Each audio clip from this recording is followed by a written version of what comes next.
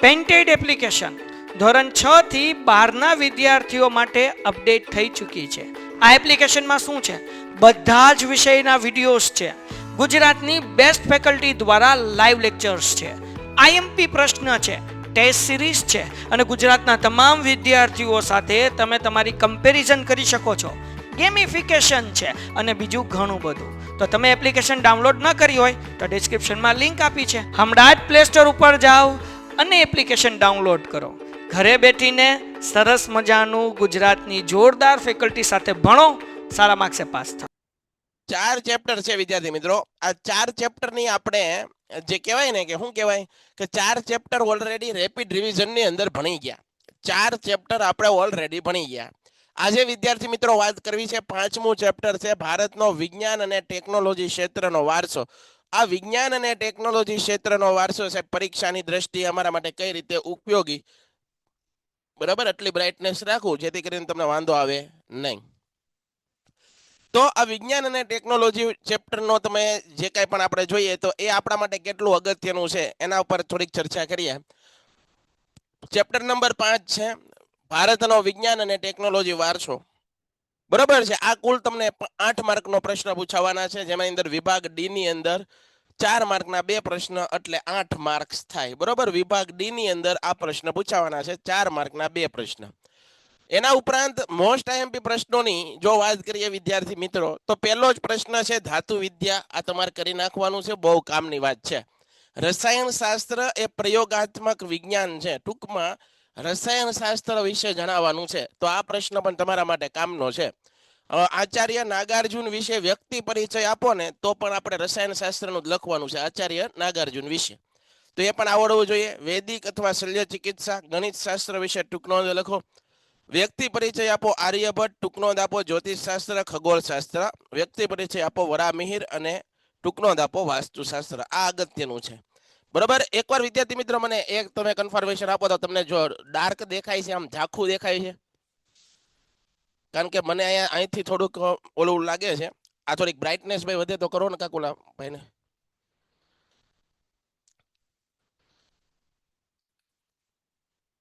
Clear દેખાય છે તમને? બધું ક્લિયર દેખાય છે? બ્રાઇટનેસ ઓછી છે એવું કઈ લાગે છે ભાઈ? ઓકે, હાલો તો ક્લિયર છે તો કઈ વાંધો નહીં. એટલે પછી કઈ તમે ચેન્જ ન કરાવતા. બરાબર, ક્લિયર છે એમ કે છે. ઓકે, હાલો ડન છે. તો અહીંયા ધ્યાન આપો. તો આ બધી વસ્તુ તમારે કરવાની છે. બરાબર, આ બધા મેં અગત્યના પ્રશ્ન તમને ચર્ચા કરી દીધી. અગત્યના પ્રશ્ન કેવા પરીક્ષામાં પૂછાય એની વાત આપણે કરી. એના પછી વિદ્યાર્થી મિત્રો આગળ જોઈએ છીએ. એક એક પ્રશ્નને આપણે વ્યવસ્થિત રીતે જોતા જઈએ. ચાલો, એક એક પ્રશ્નને વ્યવસ્થિત રીતે જોતા જઈએ. એની અંદર કામની વસ્તુ હોય ને હું તમને શીખવાડતો જાઉં છું. પછી આગળ વધીએ. વિજ્ઞાન અને ટેકનોલોજી ક્ષેત્રે મહત્વ. બરાબર, એની અંદર પ્રાચીન ભારતે વિજ્ઞાન અને ક્ષેત્ર આપેલો વારસો એ આપણે એટલું બધું કામનું નથી. પહેલો જ પ્રશ્ન છે ધાતુ વિદ્યા. સાહેબ આ પ્રશ્ન મોસ્ટ આઈએમપી છે, પરીક્ષામાં પૂછાય છે. ધાતુ વિદ્યા આપણને આવડવી પડે. આ ધાતુ વિદ્યામાં સાહેબ ધ્યાન આપજો, બધા લોકો ધ્યાન આપજો. વ્યવસ્થિત સમજાવતો જાઉં છું ને આગળ આપણે વધતા જઈએ છીએ. પહેલી વસ્તુ કીધું પ્રાચીન ભારતે, તમને ખબર છે કે ભાઈ સિંધુ ખીણની સભ્યતા, હડપ્પીય સભ્યતાથી માટીના વાસણો ને એના અવશેષો મળ્યા આપણને. ધીમે ધીમે આદિમાનવ છે એ જંગલમાં રહેતો. બરોબર, ત્યારે તો એ પથ્થરમાંથી બનાવેલી વસ્તુનો ઉપયોગ કરતો. પણ તમને ખબર છે માણસનો દિન પ્રતિદિન વિકાસ થતો જાય, અપગ્રેડ થતો જાય. જેમ સિસ્ટમ છે અપગ્રેડ થાય ને એમ અપગ્રેડ થતો જાય. તો માણસે જુદી જુદી ધાતુઓની શોધ કરવાનું શરૂ કર્યું. બરાબર, તો માણસ પ્રાચીન સમયથી ધાતુઓની બનાવેલી વસ્તુઓ અને ધાતુઓનો ઉપયોગ કરતો આવ્યો છે. પહેલેથી ધાતુઓની વસ્તુનો ઉપયોગ કરે છે. પ્રાચીન ભારતની સિંધુ ખીણની અને હડપ્પીય સંસ્કૃતિના અવશેષોમાંથી આપણને કાંસાની નર્તકીની મૂર્તિ મળી ગઈ. કાંસાની નર્તકીની, કાંસુ નામની ધાતુ છે એની એક બનાવેલી નર્તકીની મૂર્તિ, નૃત્ય કરતી નૃત્યાંગનાની મૂર્તિ આપણને મળી આવી. તો આ પણ એક ધાતુમાંથી બનાવવામાં આવેલી છે. ટૂંકમાં એમ કહેવામાં આવે છે કે પહેલાના સમયમાં પણ ધાતુમાંથી બનાવેલી વસ્તુનો ઉપયોગ કરતા આપણે. કુષાણ વંશના રાજાઓના સમયમાં ભગવાન બુદ્ધની જે પ્રતિમાઓ છે, ભગવાન બુદ્ધની મૂર્તિઓ આપણને તક્ષશિલામાંથી મળી. દક્ષિણ ભારતમાં ચોલ રાજાઓના સમય દરમિયાન ખૂબ મોટી સંખ્યામાં ધાતુ શિલ્પો તૈયાર થયા. દક્ષિણ ભારતની અંદર ચોલ રાજાઓ હતા એના સમયમાં પણ ઘણા બધા ધાતુમાંથી બનાવેલા શિલ્પો છે આપણને મળી આવ્યા. આ સમયમાં તૈયાર થયેલું મહાદેવ નટરાજનું શિવ મંદિર, મહાદેવ નટરાજનું જગ વિખ્યાત શિલ્પ પ્રાચીન ભારતની ધાતુ વિદ્યાનો શ્રેષ્ઠ નમૂનો છે. બરાબર. તો ભગવાન શંકરના પણ આપણને શિલ્પ મળ્યા, ભગવાન બુદ્ધના પણ ધાતુમાંથી બનાવેલા શિલ્પ મળ્યા, નૃત્ય કરતી નૃત્યાંગનાના પણ શિલ્પ મળ્યા. આવું બધું આપણે લખવાનું છે. જે આજે ચેન્નઈ તમિલનાડુના સંગ્રહાલયમાં આવેલું છે. ચેન્નઈ તમિલનાડુના સંગ્રહાલયમાં ધનુષધારી રામની, ભગવાન રામચંદ્ર ભગવાન, મર્યાદા પુરુષોત્તમ ભગવાન રામ અને રામની ધનુષ ધારણ કરેલી પ્રતિમા પણ આપણને આ જગ્યાએથી મળી આવેલી છે. બરોબર. ધનુષ ધારણ કરેલી રામ ભગવાનની પ્રતિમા પણ આપણને આ જગ્યાએથી મળી આવેલી છે. ચેન્નઈ ખાતે તે સંગ્રહાલયમાં સ્થિત છે. તો ધાતુ વિદ્યા વિશે આવું લખવાનું. આ ઉપરાંત વિદ્યાર્થી મિત્રો જુઓ કે ધાતુમાંથી બનાવેલી કલાત્મક દેવી દેવતાઓની આકૃતિ અથવા તો દેવી દેવતાઓની મૂર્તિઓ મળી આવી. પશુ પંખીઓની મૂર્તિ બનાવાલી. હિંચકાની સાંકળ, હિંચકો છે, હિંચકો ખાવા માટે આપણે સાંકળ નો ઉપયોગ કરીએ ને, તો સાંકળો પણ એની બનાવવામાં આવી ધાતુમાંથી. સોપારી કાપવાની સુડી, વિવિધ પ્રકારની સુડી, કલાત્મક દેવી દેવતાઓની શિલ્પો છે એ ધાતુમાંથી બનાવવામાં આવેલા. ડન છે. તો આ વાત કરી વિદ્યાર્થી મિત્રો ધાતુ વિદ્યા. તમે ધોરણ 10 ના વિદ્યાર્થીઓ છો અને તમે બોર્ડની એક્ઝામની અંદર ચેપ્ટર 5 તૈયાર કરો છો. ચેપ્ટર 5 તૈયાર કરો છો ને તમારા વાલા વિદ્યાર્થી મિત્રો, તમારે આ પ્રશ્ન ખરેખર કરવો જોઈએ. ધાતુ વિદ્યા પરીક્ષામાં પૂછાય છે, પૂછાય છે ને પૂછાય છે. 3 વખત બોલો પૂછાય છે. બરોબર છે. તો તમને આજે આ લેક્ચરમાંથી ખબર શું પડશે કે સાહેબ અમે આ ચેપ્ટર વાંચવા બેઠીએ છીએ, અમારે કરવાનું છે કેટલું. તમે આ વસ્તુ શીખીને જાશો. બરોબર. તો આ પહેલો એક પ્રશ્ન તમારા માટે કામનો છે, યાદ રાખી લેજો. આ મોસ્ટ આઈએમપી પ્રશ્ન છે, જો અહીંયા લખાવેલું પણ છે મોસ્ટ આઈએમપી. ડન છે. હાલો, એના પછી વિદ્યાર્થી મિત્રો આપણે આગળ વધીએ. જે કામની છે એની હવે રેપિડ રિવિઝનમાં ચર્ચા કરશું. હાલો, રસાયણ વિદ્યા, એના પછી મોસ્ટ આઈએમપી બીજો પ્રશ્ન, ભારતે રસાયણ વિદ્યામાં સાધેલી પ્રગતિનું વર્ણન કરો. કેવા પ્રશ્ન પૂછાય રસાયણ વિદ્યામાંથી? અહીંયા ધ્યાન આપજો. પ્રશ્ન અહીંયા લખ્યા જો, રસાયણ શાસ્ત્ર એ પ્રયોગાત્મક વિજ્ઞાન છે, સમજાવો. પરીક્ષામાં પૂછાઈ ગયું છે. રસાયણ શાસ્ત્ર છે એ પ્રયોગાત્મક વિજ્ઞાન છે. તમને ખબર છે કે ભાઈ પ્રયોગ કરો તો ખબર પડે. બરોબર છે. 12 સાયન્સ લઈ અને તમે જ્યારે ભણવા જાઓ તમે સ્કૂલમાં, તો તમારે લેબ હોય, લેબની અંદર પ્રયોગો કરવાના હોય. તો રસાયણ શાસ્ત્ર એ પ્રયોગાત્મક વિજ્ઞાન છે. આવું કેમ કહેવાય સમજાવવાનું છે.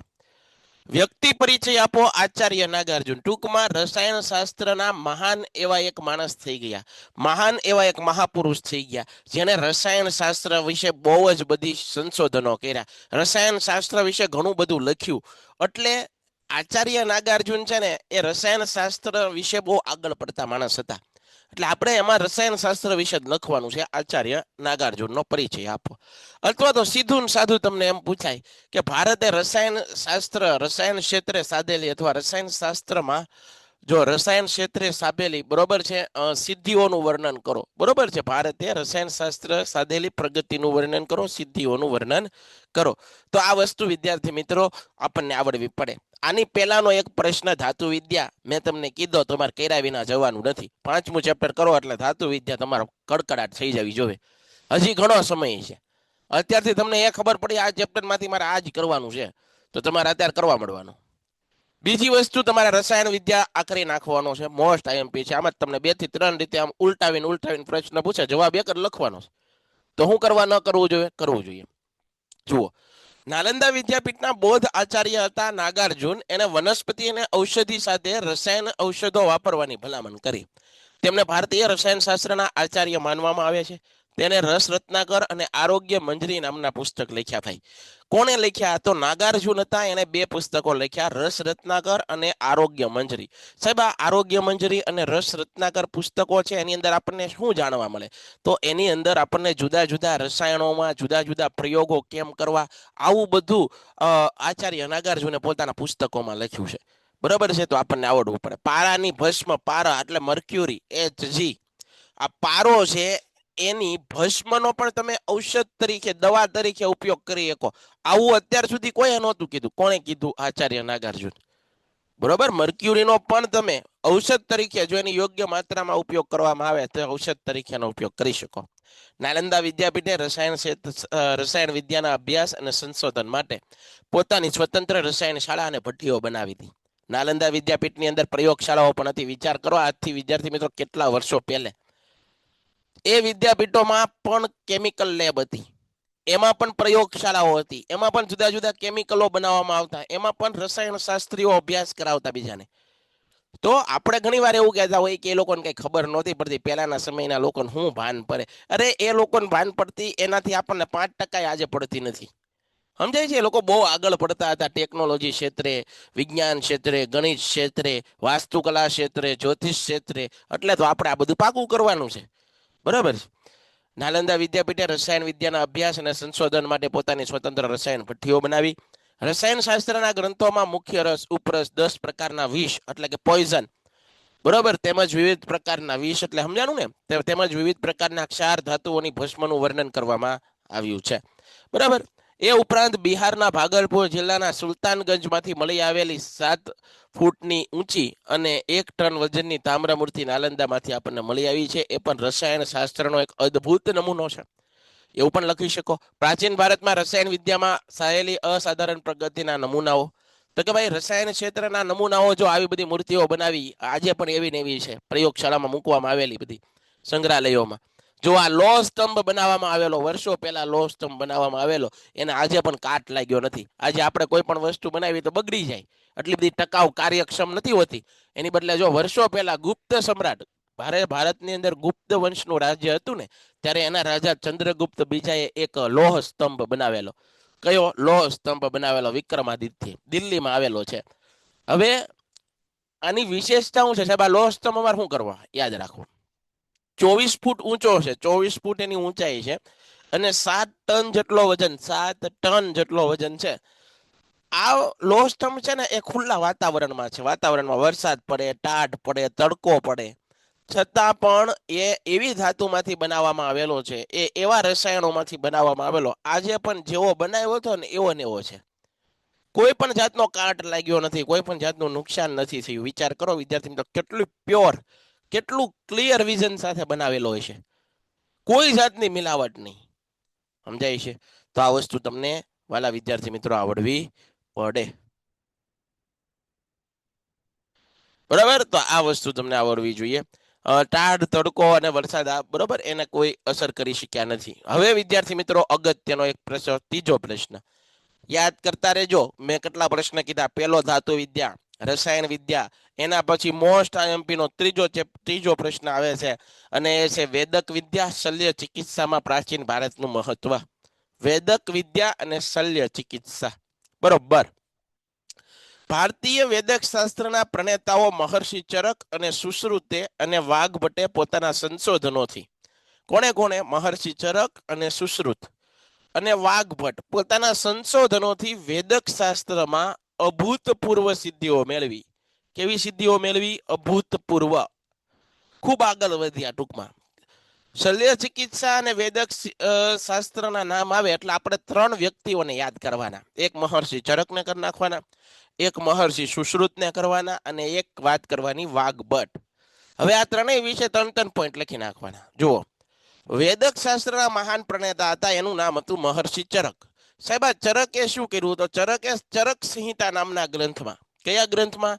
ચરક સંહિતા નામના ગ્રંથમાં 2000 ઉપરાંત વધારે વનસ્પતિઓ, બરોબર યાદ રાખજો.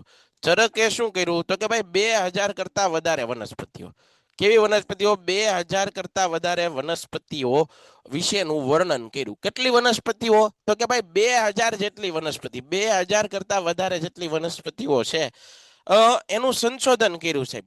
બરોબર, ચરકે પોતાના ગ્રંથમાં 2000 કરતા વધારે વનસ્પતિ છે એનું શું કર્યું છે? સંશોધન કર્યું. મહાન વૈદિક શાસ્ત્ર હતા, એનું નામ હતું સુશ્રુત. આ સુશ્રુત છે, તેણે એક ગ્રંથ લખ્યો, એનું નામ હતું સુશ્રુત સંહિતા. ચરકે ચરક સંહિતા લખી, સુશ્રુતે સુશ્રુત સંહિતા લખી. સાહેબ આ સુશ્રુત સંહિતા નામના ગ્રંથની અંદર શલ્ય ચિકિત્સા એટલે કે વાઢ કાપના સાધનો, વિદ્યાર્થી મિત્રો આ યાદ રાખજો, વાઢ કાપ. ડોક્ટરો ઓપરેશન થિયેટરની અંદર જે વાઢ કાપના સાધનો વાપરે ને એને કહેવાય. એ સમયમાં પણ આવા વાઢ કાપના સાધનો બનાવતા, અને એવા જોરદાર બનાવતા. આ સુશ્રુત સંહિતા નામના ગ્રંથની અંદર એવો ઉલ્લેખ કરવામાં આવ્યો છે કે માથાના વાળ છે, માથાનો વાળ હોય ને આપણો માથાનો વાળ, એના ઊભા 2 ચીરા કરી નાખે એવા ધારદાર છે એ વાટકાપના સાધનો આ સુશ્રુત સંહિતા નામના ગ્રંથમાં બનાવવાની પદ્ધતિનું વર્ણન છે. સમજો છો તમે? આજે એવું કયું હથિયાર આવે છે વિચાર કરો કે માથાના વાળને ઊભા બે ચીરા પાડી શકે. એ સમયમાં એવા હથિયારો બનાવવામાં આવતા, એવા સાધનો બનાવવામાં આવતા. તો આપણા ઋષિ મુનિઓ છે, એ તત્વચિંતકો છે, એ કાંઈ મોડા નહોતા, આપણીથી નીચા ઉતરતા નહોતા. બહુ જ આપણે શીખવા જેવું એના ગ્રંથોમાં છે. તો આ બધા ગ્રંથો તો આપણે વાંચવા જોઈએ, એમાંથી ઘણું બધું શીખવા જેવું છે. એટલા માટે આપણને આ ટેક્સ્ટ બુકમાં આપ્યું. તો ફરીવાર વેદક વિદ્યા અને શલ્ય ચિકિત્સામાં કેટલી વસ્તુ યાદ રાખવાની? 3 માણસોને યાદ રાખવાના છે. એક તો આપણે ચરકને યાદ રાખશું, એક સુશ્રુતને યાદ રાખશું અને એક વાઘભટ્ટને યાદ રાખશું. આ બેની વાત તો કરી લીધી સાહેબ, વેદક વિદ્યામાં બેની વાત કરી લીધી. હવે આપણે આગળ વાત કરશું. હા, પ્રાચીન ભારતમાં હિન્દુઓનું ઔષધશાસ્ત્ર, ખનિજ, વનસ્પતિ, પ્રાણીજ, ઔષધિઓનો વિપુલ ભંડાર છે. દવા બનાવવાની ઝીણવટ વિધિઓ તેમજ દવાઓનું વર્ગીકરણ, તેમનો ઉપયોગ કરવા માટે સૂચનો આપવામાં આવ્યા છે. ભારતમાં વૈદિક શાસ્ત્રીઓનો ખ્યાલનો પાટો બાંધી રક્તનું પરિભ્રમણ અટકાવીને વાટકાપ કરતા. તેઓ પેઢું, મૂત્રાશયના ઓપરેશનો કરતા. સારણગાંઠ, મોતિયો, પથરી, હરસમસા, આવા બધા ઓપરેશનો પહેલાના સમયમાં થતા. તેઓ ભાંગેલા અને ઉતરી ગયેલા હાડકાઓને બેસાડી દેતા. શરીરમાં ઘૂસી ગયેલા પદાર્થોને કુશળતાપૂર્વક બહાર ખેંચી કાઢતા. તૂટેલા કાન અને તૂટેલા નાકને સાંધવા માટે પ્લાસ્ટિક સર્જરી જેવું પણ પહેલાના સમયમાં હતું. તેઓ વાટકાપના હથિયારો બનાવતા. મીનના પૂતળા અથવા મૃત શરીરના વાટકાપ દ્વારા વિદ્યાર્થીઓને ઓપરેશનનું પ્રત્યક્ષ જ્ઞાન આપવામાં આવતું. આજે જેમ જે મેડિકલના સ્ટુડન્ટ હોય એને પોસ્ટમોર્ટમ કરવામાં, વિદ્યાર્થીઓ હોય એને પોસ્ટમોર્ટમને આખું શરીરનું અભ્યાસ કરાવવામાં આવે ને, એનાટોમી કરાવવામાં આવે. એવી જ રીતે તેના સમયમાં મીનના પૂતળા બનાવી અને વિદ્યાર્થીઓને સમજાવતા કઈ રીતે ઓપરેશન કરવાનું. પ્રસૂતિ વેળાએ જોખમી ઓપરેશનો કરતા, પણ તેઓ અચકાતા નહીં. સ્ત્રીઓ અને બાળકોના રોગના નિષ્ણાંત હતા. એ સમયમાં પણ સ્ત્રી અને બાળકોના રોગના નિષ્ણાંત હતા. તેઓ રોગના કારણે અને ચિહ્નોનું વર્ગીકરણ કરતા. તેઓ રોગનું નિદાન કરતા અને રોગ મટ્યા પછી એને પાળવાની પરેજી. આપણે ડોક્ટર આગળ જઈએ, ડોક્ટર દવા દે અને પછી આપણે શું કે ધ્યાન રાખજો, બરોબર છે, આરામ કરજો, ફ્રૂટ ખાજો, બરોબર, પૂરતી ઊંઘ લેજો, આવું બધું કે ને એમ પરેજી રાખવાનું પણ આ લોકો કહેતા. પ્રાચીન ભારતના વૈદિક શાસ્ત્રોએ પ્રાણીઓના રોગો માટેનું શાસ્ત્ર વિકસાવ્યું હતું. તેને અશ્વરોગ અને હસ્તિરોગ પર ગ્રંથો લખ્યા. કારણ કે પહેલાના સમયમાં તો છે પ્રાણીઓની અંદર ઘોડા, બરોબર છે, ઘોડા અને હાથી એ વધારે મુસાફરી માટે વખણાતા, ઉપયોગ થતો એનો. એક જગ્યાએ બીજી જગ્યાએ જવું હોય તો ઘોડો અથવા તો હાથીમાંથી મુસાફરી કરવામાં આવતી. તો એ લોકોને પણ રોગ થતા હોય, ઘોડા અને હાથીનામાં રોગ થતા હોય, પશુઓને પણ રોગ થતા હોય. તો આ રોગોને મટાડવા માટે એના પણ ગ્રંથો લખાયેલા છે. હસ્તી આયુર્વેદ અને શાલિહોત્રનું અશ્વશાસ્ત્ર. અશ્વશાસ્ત્ર એટલે શું કે ભાઈ ઘોડાઓ વિશેનું જે કાંઈ પણ બાબતો છે, ઘોડાઓની અંદર કેવા રોગ થાય, ઘોડાને કેવું ખવડાવવું જોઈએ, કેવો ખોરાક હોવો જોઈએ, એવું બધું શાલિહોત્રે પોતાના અશ્વશાસ્ત્ર નામના ગ્રંથમાં લખ્યું. અને હસ્તી આયુર્વેદની અંદર હાથી વિશેનું જ્ઞાન આપવામાં આવેલું છે. વેદક શાસ્ત્રના મહાન લેખક હતા, એનું નામ હતું વાઘભટ્ટ. એને અષ્ટાંગ હૃદય જેવા અનેક ગ્રંથો લખી અને નિદાનની બાબતમાં નોંધપાત્ર ફાળો આપ્યો. બરાબર, તો આટલી વસ્તુ ક્લિયર છે. 3 પ્રશ્નો મેં તમને અત્યાર સુધીમાં કરાવ્યા.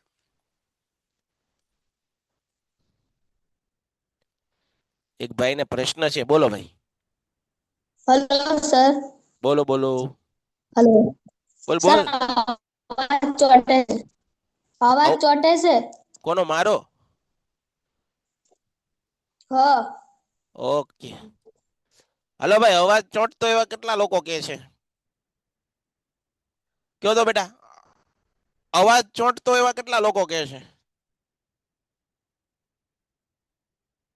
બધા ના પાડે છે, કાંઈ ચોંટતો નથી. ઓકે, ક્લિયર છે, તો વાંધો નહીં, ચાલો. નિષ્ણાંત એટલે એના તજજ્ઞ બેટા. નિષ્ણાંત એટલે તજજ્ઞ કહેવાય.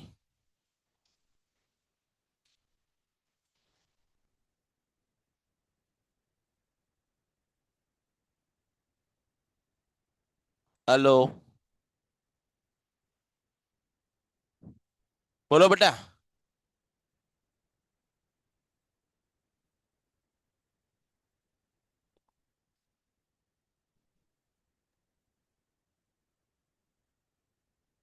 હાલો,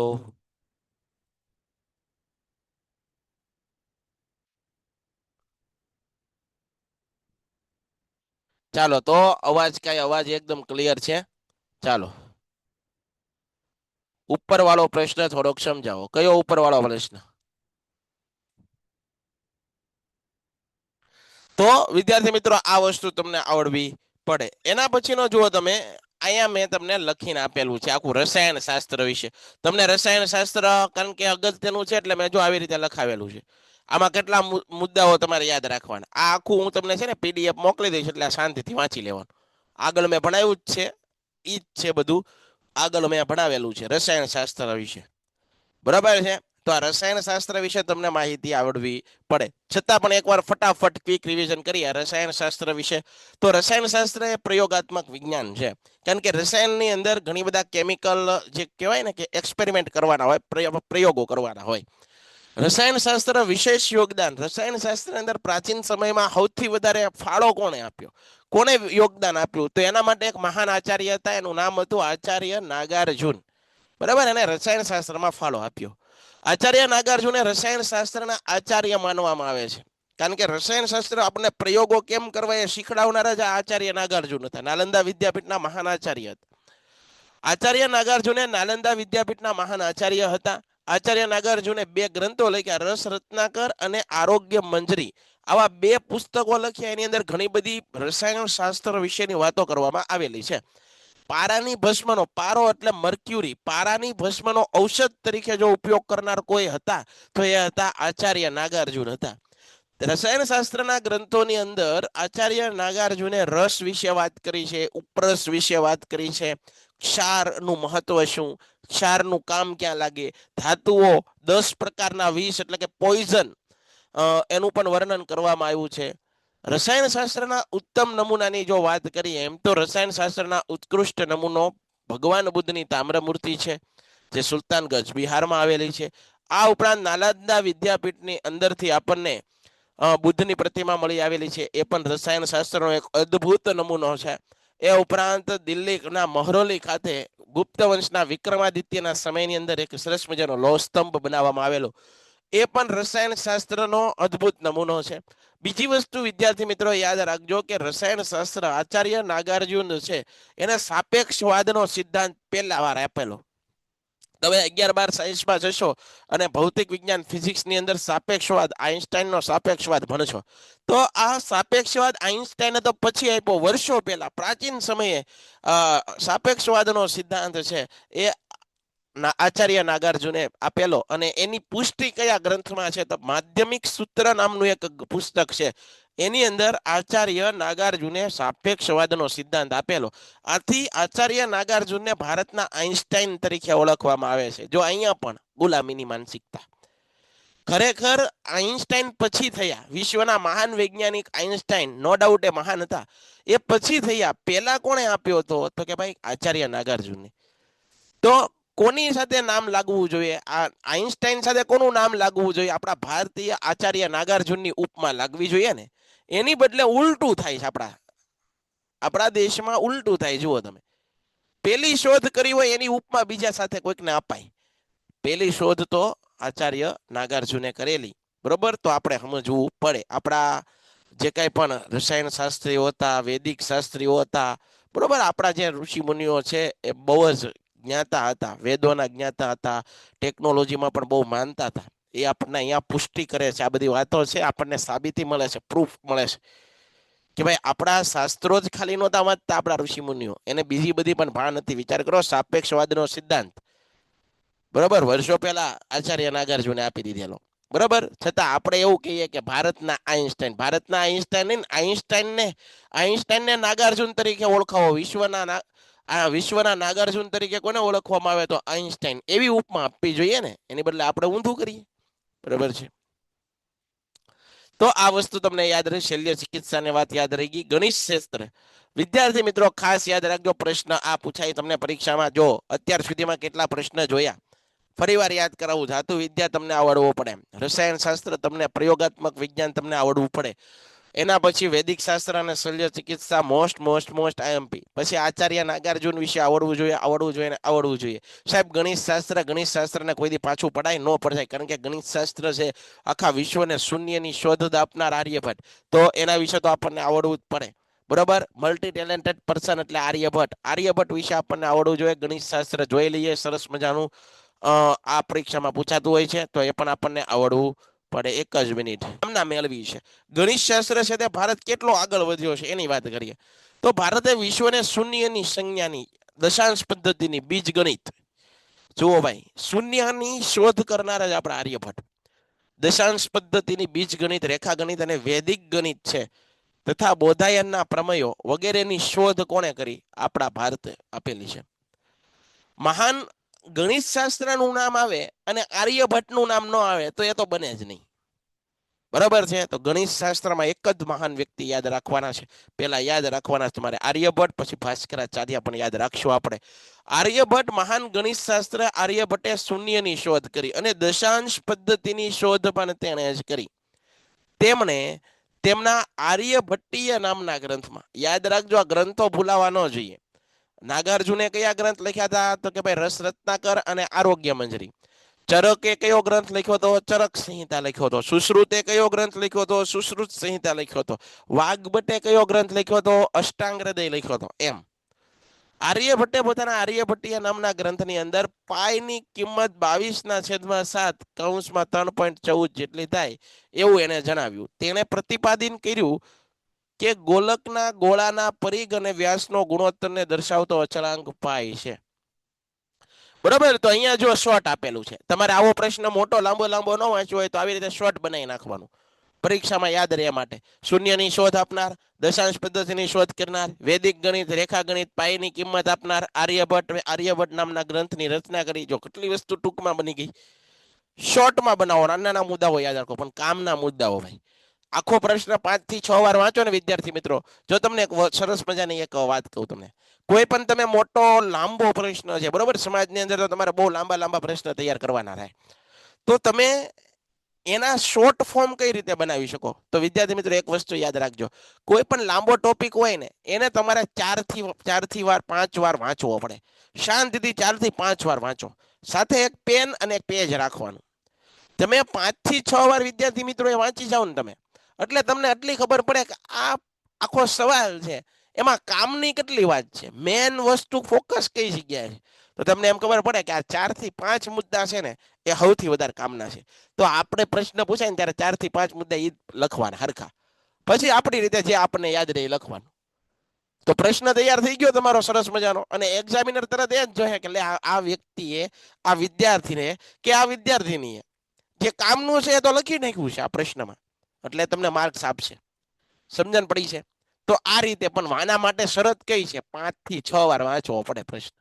ઘણા વિદ્યાર્થી મિત્રો એક જ વાર વાંચી અને મોઢું ફેરવી લે, આપણને નહીં આવડે.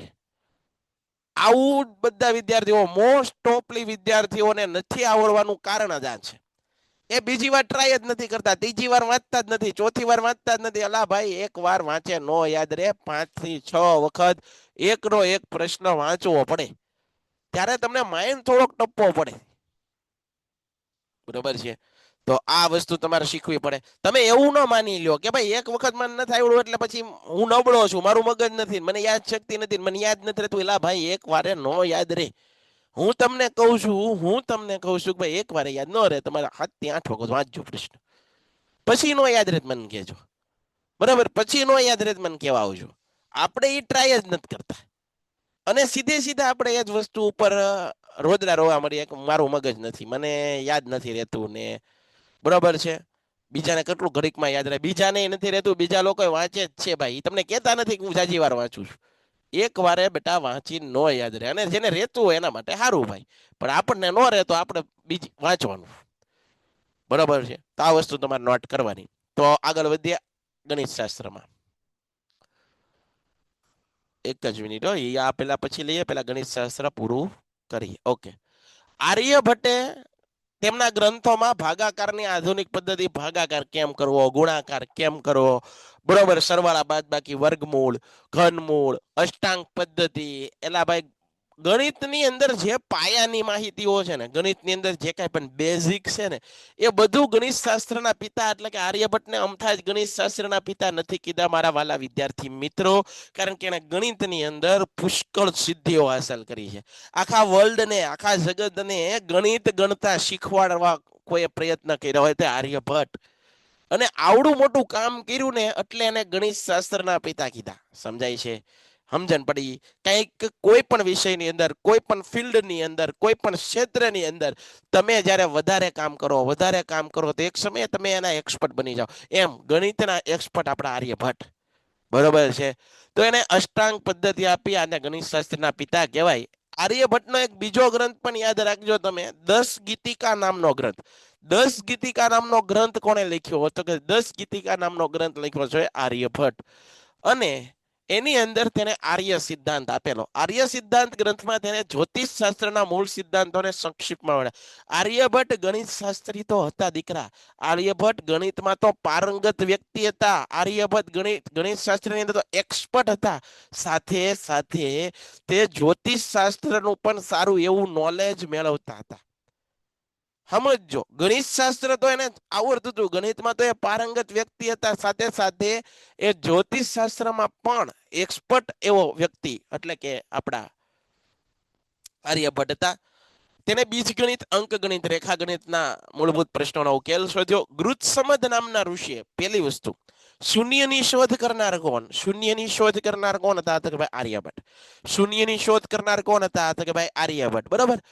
પણ શૂન્યની શોધ કરનાર આર્યભટ્ટ હતા, સાહેબ સમજાઈ ગયું. પણ અંકોની પાછળ શૂન્ય લગાડવાની પદ્ધતિની શોધ કોણે કરી?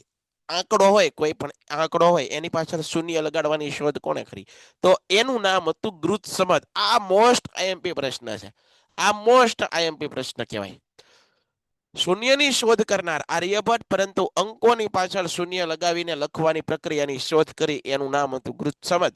પ્રાચીન ભારતે ગણિત શાસ્ત્રીઓએ એકની પાછળ 53 જેટલા શૂન્ય લગાડો, એકની પાછળ 53 જેટલા મીંડા લગાડો, શૂન્ય લગાડો, અને એને શું વચાય એ આપણા ગણિત શાસ્ત્રીઓને ખબર હતી. એને શું વચાય આપણને ખબર છે. એકની પાછળ 53 0 લગાડો અને પછી એ સંખ્યાને શું વચાય. તો આપણા ઋષિ મુનિઓ મહાન હતા. કહેવાનો મતલબ બધી છે કે તમે આજે વિદેશી બધી વસ્તુનું અનુકરણ કરવા માંડ્યા. સારી વસ્તુનું કરાય ના નથી, વિદેશમાંથી સારી વસ્તુ જે કઈ હોય શીખવા જેવું એ કરાય. પણ આપણે બધું આપણી વસ્તુને કઈ આદર જ નથી આપતા. આપણી કોઈ બધી વસ્તુઓ છે, આપણા ગ્રંથો છે, એને આપણે કોઈ વેલ્યુ જ નથી પ્રદાન કરતા. એને તો આપણે હાવ હલકી ગણી લીધી છે. એટલા માટે મારા વાલા વિદ્યાર્થી મિત્રો, એટલા માટે મારા ભાઈ બહેનો, આ વસ્તુ બધી આપણે યાદ રાખવી પડે છે. એટલા માટે આપણને આપણી ટેક્સ્ટ બુક વાળાએ આ બધા ચેપ્ટરો આપ્યા કે ભાઈ તમે તમારા દેશનું ગૌરવ કરો. આખું વર્લ્ડ ભારતને ફરીવાર પાછું વિશ્વગુરુ કેમ ગણશે? જ્યારે ભારતના દરેક નાગરિક, ભારતનો દરેક વિદ્યાર્થી, ભારતનો દરેક યુવાન, ભારતનો એક એક વ્યક્તિ જ્યારે પોતાના મનની અંદર, પોતાના દિલની અંદર એક જ વાત લઈને બેઠો હોય છે કે નહીં, મારો દેશ મહાન છે. આવી ભાવના આપણામાં હશે તો કોક આપણી કદર કરશે ને ભાઈ. તમે હવે તમારે કોઈ ગ્રંથો, તમારા શાસ્ત્રો, તમારા વેદો, તમારા પુરાણો, એની કોઈ વેલ્યુ જ નથી કરતા, તો વિશ્વ ક્યાંથી આપણી વેલ્યુ કરવાના? હે ને? એવી વાત છે આ. તો એકની પાછળ 53 શૂન્ય લગાડવાથી સંખ્યા જે નામ બને એ વસ્તુની કરી. મોહેંજો-દડો અને હડપ્પાના અવશેષો માપવા તોલવા માટેના સાધનો દશાંશ પદ્ધતિ હતી. તેનો પરિચય પ્રાચીન સમયમાં મેઘાતિથિ નામના ગણિત શાસ્ત્રીએ આપેલો. ઈસવીસન 1150માં મહાન ગણિત શાસ્ત્ર ભાસ્કરાચાર્ય લીલાવતી ગણિત નામનો ગ્રંથ લખ્યો. Very very very most IMP point. Bhaskaracharya Lilavati ગણિત નામનો ગ્રંથ લખ્યો. ભાસ્કરાચાર્ય છે એ લીલાવતી ગણિત નામનો ગ્રંથ લખ્યો. અંશુમનભાઈ, હવે આ ચાર્જિંગની થોડીક તકલીફ છે, ઓલી બેટરી મૂકી દેજો ભાઈ. તો લીલાવતી ગણિત નામનો ગ્રંથ લખ્યો. આ ઉપરાંત તેને બીજગણિત, અંકગણિત, ખગોળશાસ્ત્ર પરના પણ ગ્રંથો લખ્યા. તેને સરવાળા બાદબાકીની શોધો કરી. ગણિત શાસ્ત્ર બ્રહ્મભૂપે સમીકરણના પ્રકારોની શોધ કરી. ગણિત શાસ્ત્રી આપસ્તંભે શુલ્વ સૂત્ર ઈસવીસન 800 પૂર્વે રચાયું. એમાં વિવિધ યજ્ઞો માટેની આવશ્યક વેદીઓના પ્રમાણ, પહેલા યજ્ઞો કરવામાં આવતા. તો યજ્ઞ કુંડ કેટલા માપનું બનાવવાનું, યજ્ઞ કુંડ કઈ દિશામાં બનાવવાનું, કેવી રીતે બનાવવાનું, આ બધી વસ્તુ અહીંયા આ ગ્રંથમાં લખેલી છે. ગણિત શાસ્ત્રી બોધાયને અને કાત્યાયને પોતાના ગ્રંથોમાં ગણિત શાસ્ત્રના વિવિધ પાસાઓની ચર્ચા કરી હતી. તો વાલા વિદ્યાર્થી મિત્રો, આ ગણિત શાસ્ત્ર વિશે તમને આવડવું પડે. હવે ખાસ અહીંયા ધ્યાન આપો. ફરીવાર હું તમને યાદ કરાવું કે મેં તમને અત્યાર સુધીમાં આ ચેપ્ટરમાંથી કયા કયા પોઈન્ટ છે ને મોસ્ટ આઈએમપી કીધા. પહેલો જ પોઈન્ટ છે ધાતુ વિદ્યા. તમને આવડવો પડે, આવડવો પડે, આવડવો પડે. બીજો પ્રશ્ન મેં તમને કીધો રસાયણ શાસ્ત્ર તમારા માટે કામનો છે. ત્રીજો પ્રશ્ન આચાર્ય નાગાર્જુનનું યોગદાન એ તમને આવડવું પડે. ચોથો પ્રશ્ન છે ગણિત શાસ્ત્ર અને આર્યભટ્ટ. આ વસ્તુ તમારે ભૂલવાની નથી. ગણિત શાસ્ત્ર અને આર્યભટ્ટ તમને આવડવા પડે ને પડે. બરાબર. એના પછી વાલા વિદ્યાર્થી મિત્રો, ભારત અને વિજ્ઞાન અને ટેકનોલોજી ક્ષેત્રે વારસો આ જે ચેપ્ટર છે એમાંથી કંઈક અગત્યના પ્રશ્ન પૂછાતા હોય તો એ પ્રશ્નોની મેં થોડીક અહીંયા લખીને આપેલા છે તમને. રસ રત્નાકર અને આરોગ્ય મંજરી નામના પુસ્તકની રચના કોણે કરી? આપણે ભણ્યા ને એમાંથી કેવા પ્રશ્નો પૂછાય? તો કે ભાઈ એની રચના કરી આચાર્ય નાગાર્જુને રચના કરી. ચરક સંહિતા નામના ગ્રંથની રચના કરનાર કોણ? તો ચરક સંહિતા નામનો ગ્રંથ લખ્યો મહર્ષિ ચરકે. અને એની અંદર વિશેષતા શું હતી? તો કે ભાઈ એની અંદર 2000 કરતા વધારે વનસ્પતિની ઔષધિઓ છે એના વિશેનું વર્ણન હતું. સુશ્રુત સંહિતા નામના ગ્રંથની રચના કોને કરી? તો કે ભાઈ સુશ્રુત સંહિતા નામના ગ્રંથની રચના કરી મહર્ષિ સુશ્રુતે. કોને કરી દીકરા? મહર્ષિ સુશ્રુતે એની રચના કરી. હવે સાહેબ આ સુશ્રુત સંહિતાની અંદર કઈ વાતો કરવામાં આવી? તો કે ભાઈ ધારદાર વાઢ કાપના સાધનો, ઓપરેશન થિયેટરની અંદર જે વાઢ કાપના સાધનો હોય જેનાથી ઓપરેશન થતું હોય એવા ધારદાર સાધનોનું વર્ણન છે. માથાનો વાળ ઊભો ચીરી નાખે એવા ધારદાર હથિયારો બનાવવામાં આવતા. અષ્ટાંગ હૃદય નામના ગ્રંથ છે એની રચના વાઘભટ્ટે કરી. અશ્વશાસ્ત્ર નામના ગ્રંથની રચના શાલિહોત્રએ કરી. ભારતના આઈન્સ્ટાઈન તરીકે આચાર્ય નાગાર્જુનને ઓળખાય. ભારતના શેક્સપિયર તરીકે કાલિદાસને ઓળખાય. ભારતના ન્યૂટન તરીકે બ્રહ્મગુપ્તને ઓળખાય. ગણિત શાસ્ત્રના પિતા તરીકે આર્યભટ્ટને ઓળખાય. સાહેબ ગણિત શાસ્ત્રમાં મારે કેટલું યાદ રાખવાનું? જો આર્યભટ્ટ વિશે પણ સરસ મજાનું આપેલું, આ હું તમને પીડીએફ મોકલી દઈશ, તમારા કામની છે. બરાબર. આર્યભટ્ટ ગણિત શાસ્ત્રના પિતા તરીકે આર્યભટ્ટને ઓળખવામાં આવે. આર્યભટ્ટ છે ગણિત શાસ્ત્રી તો હતા, સાથે સાથે જ્યોતિષ શાસ્ત્રી, ખગોળ શાસ્ત્રી પણ હતા. એ આપણને આવડવું પડે. સાહેબ આર્યભટ્ટ કયા વંશમાં થઈ ગયા? ગુપ્ત વંશમાં થઈ ગયા. શૂન્યની શોધ કરી, દશાંશ પદ્ધતિ, વૈદિક ગણિત, પાઈની કિંમત, સરવાળા, ભાગાભાર, ગુણાકાર, વર્ગમૂળ, ઘનમૂળ, આવી બધી તો બધા એના પ્રમેયો, આવું બધું એને આપ્યું. તેના ગ્રંથો અગત્યના પુસ્તક આર્યભટ્ટીય નામનો ગ્રંથ, 10 ગીતિકા નામનો ગ્રંથ, આર્ય સિદ્ધાંત. આ આર્ય સિદ્ધાંત નામનો જે ગ્રંથ લખ્યો એની અંદર એને જ્યોતિષ શાસ્ત્રની વાતો કરવામાં, જ્યોતિષ વિશે પણ એ જાણતા હતા. તો આના માટે તે ભારતનો પ્રથમ ઉપગ્રહ આર્યભટ્ટ એનું નામ રાખવામાં આવ્યું. આર્યભટ્ટ નામ પરથી ભારતનો પ્રથમ ઉપગ્રહનું નામ આર્યભટ્ટ નામ રાખવામાં આવ્યું. આર્યભટ્ટે સાબિત કર્યું, યાદ રાખજો, આર્યભટ્ટે સાબિત કર્યું કે પૃથ્વી પોતાની ધરી પર ફરે છે છતાં ચંદ્ર ગ્રહણનું મૂળ કારણ પૃથ્વીનો પડછાયો છે. આર્યભટ્ટે શું સાબિત કર્યું? કે પૃથ્વી પોતાની ધરી પર ફરે છે અને ચંદ્ર ગ્રહણ છે એનું મૂળ કારણ પૃથ્વીનો પડછાયો છે. આવું સાબિત કર્યું અને એ સમયે તેને અજરભર તરીકે ઓળખવામાં આવતું, અજરભર નામે ઓળખવામાં આવતું. ફરી વાર આર્યભટ્ટ તમારા માટે વેરી મોસ્ટ આઈએમપી ટોપિક છે. ફરીવાર આર્યભટ્ટ છે એ ગણિત શાસ્ત્રી હતા અને ખગોળ શાસ્ત્રી પણ હતા. આર્યભટ્ટ ગુપ્ત વંશમાં થઈ ગયા. સાહેબ આર્યભટ્ટમાં શું યાદ રાખવું પડે? તો આર્યભટ્ટે શૂન્યની શોધ કરી, આખા વિશ્વને શૂન્યની શોધ આપનાર. દશાંશ પદ્ધતિ, બરોબર છે, વૈદિક ગણિત, પાઈની કિંમત 22/7 અથવા 3.14 થાય એવું એને કીધું. સરવાળા હોય, ભાગાકાર હોય, ગુણાકાર હોય, વર્ગમૂળ, ઘનમૂળ, બધા એના પ્રમેયો, આ બધી વાતો એને કરી. આર્યભટ્ટના પ્રખ્યાત પુસ્તકોની અંદર આર્યભટ્ટીય નામનો ગ્રંથ એનો મૂળ ગ્રંથ હતો. એના પછી 10 ગીતિકા નામનો ગ્રંથ લખ્યો અને એક લખ્યો આર્ય સિદ્ધાંત નામનો ગ્રંથ. આ આર્ય સિદ્ધાંત નામના ગ્રંથની અંદર તેને જ્યોતિષ વિશે પણ માહિતી આપેલી. બરાબર. એ ઉપરાંત આર્યભટ્ટના નામ પરથી ભારતનો પ્રથમ ઉપગ્રહ આર્યભટ્ટ અવકાશમાં પ્રક્ષેપિત કરવામાં આવ્યો. આર્યભટ્ટે સાબિત કર્યું કે પૃથ્વી પોતાની ધરી પર ફરે છે તથા ચંદ્રગ્રહણનું સાચું કારણ પૃથ્વીનો પડછાયો છે. આવું સાબિત કર્યું અને આ ઘટનાને એ સમયની અંદર અજરભર નામે ઓળખવામાં આવતી. આ ઘટનાને એ સમયે અજરભર નામે ઓળખવામાં આવતી. તો આ વાત કરી આર્યભટ્ટ વિશે. બરાબર. તો આ રીતે વિદ્યાર્થી મિત્રો તમારી તૈયારી હોવી જોઈએ. તમારે કામની વસ્તુ કરવાની હોય જેથી કરીને તમને વાંધો આવે નહીં. એના પછી સરસ મજાના એક બીજા વ્યક્તિ વિશેષ વિશે પણ વાત કરી દઉં તમને. વરામિહિર વિશે વાત કરીએ. પરીક્ષામાં પૂછાય એવો ટોપિક વરામિહિર. તો વરામિહિર એક મહાન ખગોળ શાસ્ત્રી હતા અને સાથે સાથે જ્યોતિષ શાસ્ત્રી પણ હતા. ખગોળ એટલે અવકાશીય ગ્રહો, તારાઓની ગતિ, બરોબર છે, નક્ષત્રો, આવી બધી જે માહિતીઓ જેને લેતા હોય એને અવકાશ શાસ્ત્રી કહેવાય, ખગોળ શાસ્ત્રી કહેવાય. બરોબર. તારાઓ વિશેની બધી ગતિઓની વાતો. તો આ ખગોળ શાસ્ત્રી પણ હતા અને સાથે સાથે જ્યોતિષમાં પણ એ આગળ પડતા મહાન હતા જ્યોતિષશાસ્ત્રી. હવે વરામિહિરે યોગદાન કયા કયા ક્ષેત્રમાં ખગોળ અને જ્યોતિષશાસ્ત્ર ક્ષેત્રે તેને કામ કર્યું. વરામિહિરે જ્યોતિષશાસ્ત્રને તંત્ર, હોરા અને સંહિતા એમ 3 ભાગમાં વહેંચ્યું. જ્યોતિષશાસ્ત્રને કેટલા ભાગમાં વહેંચી નાખ્યું? તંત્ર, હોરા અને સંહિતા એમ 3 ભાગમાં વહેંચ્યું. વરામિહિરે બૃહદ સંહિતા નામનો ગ્રંથ લખ્યો. યાદ રાખજો, બૃહદ સંહિતા નામનો ગ્રંથ વરામિહિરે લખ્યો. આ ગ્રંથમાં તેને આકાશી ગ્રહોની ગતિ, અવકાશીય જે ગ્રહો છે એની ગતિ, મનુષ્યના લક્ષણો, પક્ષીઓના જુદા જુદા વર્ગો, લગ્નનો સમય, ઘણીવાર આપણે લગ્નનો ચોઘડિયા કઢાવતા હોઈએ, સારું શુભ મુહૂર્ત કઢાવતા હોઈએ, લગ્નના સમય, તળાવ, કુવા, બગીચા, વાવણી, શુભ મુહૂર્ત, આ બધી વાતો છે એ આ ગ્રંથની અંદર સમાવવામાં આવેલી છે. વરામિહિરે પોતાનો ગ્રંથ પંચ સિદ્ધાંતિકા અને જ્યોતિષ અને ખગોળ વિશે એને માહિતી આપી. તો આ વાત કરી વાલા વિદ્યાર્થી મિત્રો વરામિહિર વિશે. હવે એક બેન પ્રશ્ન છે, હું પૂછી લઉં. પ્રશ્ન તમને ક્લિયર કરી હોય તો હવે પછી આપણે આગળના પ્રશ્નો ઉપર જઈએ. જો ફરીવાર પાછા કહી દઉં કેટલા પ્રશ્નો કર્યા. વારે વારે તમને યાદ અપાવવાનું કારણ એ છે, કે જ્યારે પણ આ ચેપ્ટર વાંચવા બેહો ને ત્યારે તમને હું દેખાવો જોઈએ. સાહેબ અમે જ્યારે લેક્ચર રેપિડ રિવિઝન ભણાવતા હતા ત્યારે અમને આટલા પ્રશ્નો આપેલા. એને કયા ફરી વાર કહું છું, ધાતુ વિદ્યા, પછી રસાયણ શાસ્ત્ર આર્યભટ્ટ, ગણિત શાસ્ત્ર રસાયણ શાસ્ત્ર આચાર્ય નાગાર્જુન, ગણિત શાસ્ત્ર આર્યભટ્ટ, બરાબર. એના પછી મેં વાત કરી હતી શલ્ય ચિકિત્સા વૈદિક શાસ્ત્ર. શલ્ય ચિકિત્સાની અંદર 3 વ્યક્તિઓને યાદ રાખો, કોને? ચરક, સુશ્રુત અને વાઘભટ્ટ. આ વસ્તુ યાદ રહી ગઈ. પછી અગત્યના ગ્રંથો વિશે યાદ રાખો, અને એના પછી આપણે વરામિહિર વિશે વાત કરી. હવે પછી આગળ આપણે જોઈએ.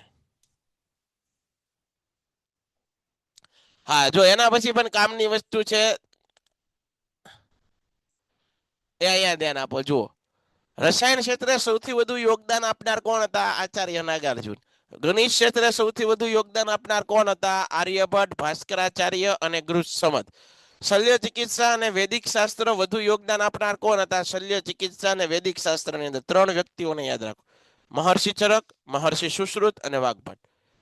ખગોળ શાસ્ત્રમાં યોગદાન આપનાર કોણ હતા? તો વરામિહિર અને આર્યભટ્ટ. બરાબર, તો આ વસ્તુ યાદ રહેવી જોઈએ. એના પછી શૂન્યની શોધ કરનાર કોણ? તો શૂન્યની શોધ કરનાર આર્યભટ્ટ હતા. યાદ રહી ગયું, શૂન્યની શોધ કરનાર કોણ? આર્યભટ્ટ.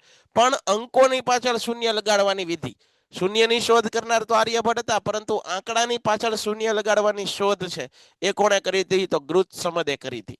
લીલાવતી ગણિત અને બીજ ગણિત નામના ગ્રંથો કોણે લખ્યા? ભાસ્કરાચાર્ય લીલાવતી ગણિત અને બીજ ગણિત નામના ગ્રંથો લખ્યા. પ્રજનન શાસ્ત્ર નામનો ગ્રંથ લખ્યો ભવ્ય પંચાલ.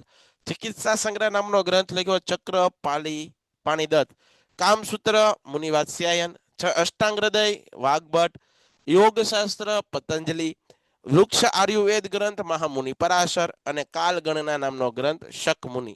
આ ગ્રંથોમાંથી પણ ઘણી વખત પ્રશ્ન પૂછાતા હોય, આપણને આવડવા પડે. તો વિદ્યાર્થી મિત્રો, આપણી તૈયારી છે એ આવી પ્રોપર માર્ગની અંદર હોય તો કાંઈ વાંધો પડતો નથી. બરાબર, આ બધું કરવું પડે તમારે. મેં તમને એમ કીધું કે આને વારે વાંચો ને તો જ આવડે, વાંચ્યા વગર કાંઈ આવડવાનું નથી. એક વારમાં ખાલી એટલું કહી દઈએ કે મને સમજાતું નથી, તો એ વસ્તુ ખોટી છે. કારણ કે તમારે 4 થી 5 વાર પ્રયત્ન કરવો પડે. તમારો પ્રયત્ન કર્યા બાદ તમને નથી સમજાતું તો પછી તમે કોઈક પ્રશ્ન પૂછો. કારણ કે આપણે આમ કોઈ વસ્તુ નહીં સમજાય, ટ્રાય તો કરવી પડશે દીકરા. બરાબર, ટ્રાય કરવી પડશે. ટ્રાય કર્યા વગર કાંઈ હાલતું નથી. પ્રયત્ન તો કરવો પડે. પહેલી વાર ચા બનાવવા તમે મોકલ્યા હોય ને તો પહેલી વાર ચા આપણીથી હરખી ન બને. એના માટે પહેલા પ્રયત્ન કરવો પડે. પ્રયાસ વગર કોઈ વસ્તુ મળતી નથી. તો ગણિત શાસ્ત્ર જોઈ લીધું. હવે ભારતનું ખગોળ શાસ્ત્ર જોઈ લઈએ. બરાબર, એક મોસ્ટ આઈએમપી પ્રશ્ન આ છે ખગોળ શાસ્ત્ર. પ્રાચીન ભારતે ખગોળ વિદ્યામાં આપેલું પ્રદાન નીચે પ્રમાણે છે. બધા શાસ્ત્રોમાં ખગોળ શાસ્ત્ર સૌથી પ્રાચીન શાસ્ત્ર છે. ભારતની પ્રાચીન વિદ્યાપીઠોમાં ખગોળ શાસ્ત્રનો પદ્ધતિસર અને ઊંડો અભ્યાસ કરવામાં આવે છે. ગ્રહો અને તેની ગતિ, નક્ષત્ર, અન્ય અવકાશી ગ્રહો વગેરે પરથી ગણતરી કરીને ખગોળને લગતી માહિતી આપણે એકત્ર કરવામાં આવતી હતી. મહાન ખગોળ વેતા હતા અને જ્યોતિષશાસ્ત્રી વરામિહિરે પોતાના પુસ્તક હતું પંચ સિદ્ધાંતિકા. આ પુસ્તક નામના ગ્રંથમાં તેને જ્યોતિષ અને ખગોળ આ 2 વિશે પ્રમાણભૂત માહિતી આપેલી. ગ્રહો પરથી રાશિફળ પ્રમાણે જ્યોતિષ ફલિત કરવામાં આવતું. ગુપ્ત યુગના મહાન ખગોળ શાસ્ત્રી હતા આર્યભટ્ટે સૌપ્રથમ પ્રતિપાદિત કર્યું કે પૃથ્વી પોતાની ધરી પર ફરે. આગળ આવી ગયો આર્યભટ્ટ. પૃથ્વી પોતાની ધરી પર ફરે છે અને એનું કારણ ચંદ્રગ્રહણનો સાચું કારણ પૃથ્વીનો ચંદ્રગ્રહણ છે થવાનું કારણ પૃથ્વીનો પડછાયો છે. વિદ્વાનો આ બાબતને અજરભર તરીકે ઓળખતા. પેન્ટેડ એપ્લિકેશન ધોરણ 6 થી 12ના વિદ્યાર્થીઓ માટે અપડેટ થઈ ચૂકી છે. આ એપ્લિકેશનમાં શું છે? બધા જ વિષયના વિડીયોઝ છે. ગુજરાતની બેસ્ટ ફેકલ્ટી દ્વારા લાઈવ લેક્ચર્સ છે. આઈએમપી પ્રશ્ન છે, ટેસ્ટ સિરીઝ છે અને ગુજરાતના તમામ વિદ્યાર્થીઓ સાથે તમે તમારી કમ્પેરિઝન કરી શકો છો. ગેમિફિકેશન છે અને બીજું ઘણું બધું. તો તમે એપ્લિકેશન ડાઉનલોડ ન કરી હોય તો ડિસ્ક્રિપ્શનમાં લિંક આપી છે. હમણાં જ પ્લે સ્ટોર ઉપર જાઓ અને એપ્લિકેશન ડાઉનલોડ કરો.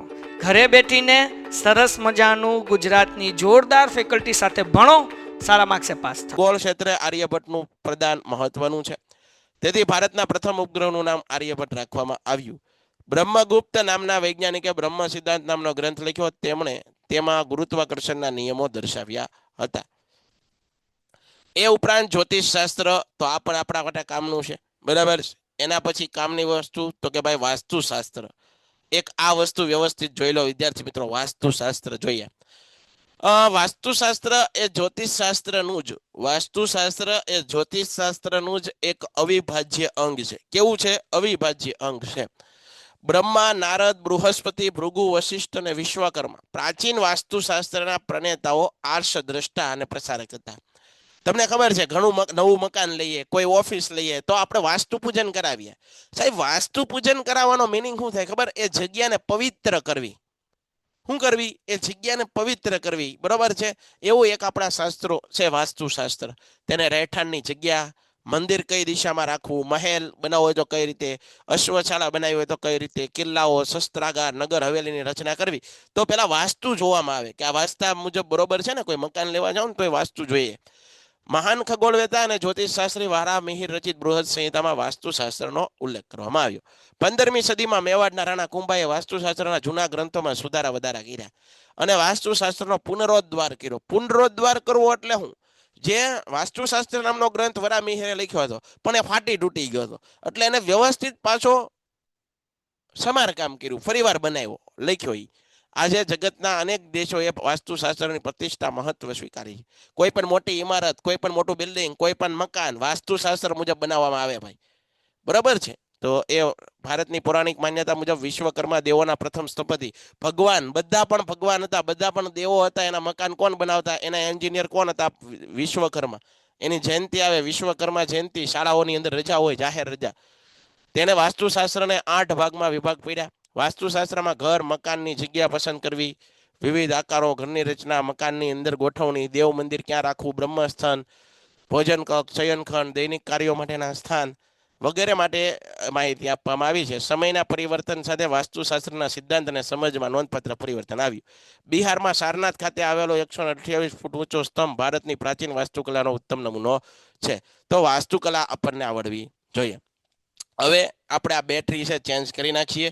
5 મિનિટ આપણે 5 મિનિટમાં ફરીવાર પાછું 6થું ચેપ્ટર લઈને આવીએ છીએ રેપિડ રિવિઝનની અંદર. તમારા બધાને જવાનું નથી. આ એક બેટરી ચેન્જ કરીએ, ત્યાં લગનનો સમય લ્યો અને આ પીડીએફ ત્યાં લગનમાં હું તમને મોકલી દઉં છું, બરાબર. આ પીડીએફ જોયેલા છે, મને ખાલી આંગળી ઊંચી કરો, આમ થમ મારો કે ભાઈ અમે જોયેલા છે. જો અજંતા, ઇલોરા, એલિફન્ટા, કૈલાસ મંદિર, મને જ્યાં સુધીના યાદ છે ને હું તમને કહું છું, અજંતાની ગુફા એમાં મૂકેલી છે, પેન્ટેડ યુટ્યુબ ચેનલમાં જોઈ લેજો. ઇલોરાની ગુફા મૂકી છે, કૈલાસ મંદિર આખું મૂક્યું છે, કૈલાસ મંદિર, કુતુબ મિનાર મૂકેલો છે, લાલ કિલ્લા વિશે પણ મૂકેલો છે. કેટલા જણા એવા છે કે મેં જોયા છે? 1-2 જણા મેં એવા છે કે જોયા છે, બાકી નથી જોયા એવું કે છે. જે નથી જોયા એવું કે છે ને ભાઈબંધ, સારું ન કહેવાય. તમે જે એવું કહો છો ને નથી જોયા, તો ભાઈ તમે ભણો છો, તમારા માટે અમે યુટ્યુબમાં આટલા બધા વિડીયો મૂકીએ છીએ, તમે જોતા નથી યાર. તમારા કામની વસ્તુ મૂકેલી તમને ખબર જ નથી. 2 થી 3 જણા એવા છે કે મેં જોયા છે એવું કે છે, બાકી બધા ના પાડે છે નથી જોયા. લ્યો, અને તમે પછી એમ કહો છો કે અમને આવડતું નથી. ક્યાંથી આવડે? તમે જોયા વિના, કઈ સમજ્યા વિના, કઈ વાંચ્યા વિના સીધું એમ કહી ગયો કે મને નથી આવડતું. ભૂલ તમારી છે, યાદ રાખજો વિદ્યાર્થી મિત્રો. આવું કોઈ સાચું નહીં કે મોટે કહું છું. ભૂલ તમારી છે, તમે પ્રયત્ન કર્યા વગર જ સીધું કહી ગયો મને નથી આવડતું. અજંતાની ગુફા પરીક્ષામાં પૂછાય છે એટલા માટે આખો લેક્ચર મેં ભણાવ્યો છે. એક જ ખાલી ગુફા એમાં ભણાવી છે. ઇલોરાની ગુફા પૂછાય છે, કૈલાસ મંદિર પૂછાય છે, એટલે આખો એક લેક્ચર મેં એમાં ભણાવ્યો. અને તમે બધા એમ કહો છો અમે ભણ્યા નથી. વિચાર કરો. અને જ્યારે તમે પરીક્ષા આવે ત્યારે તમે એમ કહો અમને આઈએમપી આપો. અરે તમારી કોઈ તૈયારી નહીં, તમારી કોઈ પૂર્વ તૈયારી નહીં, તમારો કોઈ પ્રયત્ન નહીં. ડાયરેક્ટ આઈએમપી ડાયરેક્ટ ટકાવારી આવી જાય એમ તમે એવું માનો છો? આટલું સરળ છે બધું? આવું નથી હોતું હો ભાઈ, મહેનત તો કરવી પડશે. સ્થળો સાહેબ, સાંસ્કૃતિક વારસાના સ્થળો એમાં સમજવાનું શું હોય? મને કાલે જ બે વિદ્યાર્થીઓ છે સ્કૂલની અંદર હું ભણાવું તો ત્યાં મને પૂછવા આવ્યા કે સાહેબ સાંસ્કૃતિક વારસાના સ્થળો છે એ અમને કાંઈ સમજાતું નથી. મારા વાલા વિદ્યાર્થી મિત્રો, કોઈ સ્થળો છે ને એને સમજવાના ન હોય, એને વાંચવાના હોય. દાખલા તરીકે રાણકી વાવ છે તો રાણકી વાવ વિશે વાંચવાનું હોય, એમાં સમજવાનું શું હોય? સોલંકી વંશમાં બનાવ્યું હતું, ભીમદેવ પ્રથમના રાણી ઉદયમતીએ બનાવ્યું હતું, એમાં સમજવાનું શું? ને કઈ નામ ચેન્જ થોડા કરી નખાય ને, મારું નામ થોડું લખી નખાય રાણકી વાવ મેં બનાવી હતી એમ. વાંચવાના વિષય છે આ ચેપ્ટર, આખું વાંચવાનું ચેપ્ટર છે. પણ કઈ રીતે વાંચવું ઈ તું મને પૂછવા આવો, તમે ઈ રીતે મને પૂછવા આવો તો હું તમને જવાબ આપી શકું. સમજાતું નથી એટલે આમાં કોઈ સમજવાની વાત જ નથી. જુઓ તમને કહું, ચેપ્ટર નંબર 6 ભારતનો સાંસ્કૃતિક વારસો. બરોબર છે, ધોરણ 10 ની અંદર તમને અઘરું લાગે છે. બરોબર, શું તમે ધોરણ 10 માં અભ્યાસ કરો છો અને ધોરણ 10 ની અંદર બહુ લાંબો સિલેબસ છે, એનાથી તમે કંટાળ્યા છો અને એની અંદર 6થું ચેપ્ટર છે સાહેબ, એની અંદર અમારે શું કરવું? એના કંઈક આઈએમપી પ્રશ્નો અમને મળી શકે ખરા? તો એના માટે કંઈક તમે અમને અગત્યના પ્રશ્નો આપો, અમને કંઈક ટિપ્સ એન્ડ ટ્રિક્સ આપો તો અમને ખબર પડે. તો અહીંયા આવી જાવ. આ ચેપ્ટર કુલ 4 માર્કનું પૂછાય છે. વિભાગ બી ની અંદર 2 માર્કના 2 પ્રશ્ન પૂછાય છે. વિભાગ બી 2 માર્કના 2 પ્રશ્ન. સાહેબ કેવા કેવા પ્રશ્ન પૂછાય એની ચર્ચા કરી નાખો. તો એલિફન્ટાની ગુફા, અજંતાની ગુફા અને ઇલોરાની ગુફા, કૈલાસ મંદિર ખાસ કરી નાખવાનું. સ્વર્ગના બગીચામાં પવિત્ર દિલોનું સ્વાગત છે, આવું વિધાન ક્યાં છે? તો તાજમહેલ સમજાવવાનું, ટૂંકમાં તાજમહેલ. ઇલોરાની ગુફા આવી ગયું, બૃહદેશ્વરનું મંદિર તમને આવડવું જોઈએ. દિલ્હીનો લાલ કિલ્લા વિશે ટૂંક નોંધ લખો, અથવા તો તમને અઘરો પેપર કાઢવો હોય તો એમ કે આજના સમયમાં જે ભારતીય ચલણી નોટ છે એની અંદર 500 રૂપિયાની નોટની અંદર કયું સ્થાપત્ય છે એના વિશે સમજાવો. તો 500 રૂપિયાની નોટની અંદર લાલ કિલ્લો છે, લાલ કિલ્લા વિશે સમજાવવાનું કે 100 રૂપિયાની નોટની અંદર રાણકી વાવ છે. ફતેહપુર સિકરી અને હુમાયુનો મકબરો, હમ્પીનગર સ્થાપત્ય પરિચય આપો, કૈલાસ મંદિર આવડવું જોઈએ. ઇલોરાની ગુફાની અંદર કૈલાસ મંદિર છે. કોણાર્કનું સૂર્ય મંદિર અને સાથે સાથે મોઢેરાનું સૂર્ય મંદિર મેં બે હારવાર કરાવેલા છે. આ ચેપ્ટર 3 માં છે મોઢેરાનું સૂર્ય મંદિર, આ ચેપ્ટર 6 માં છે.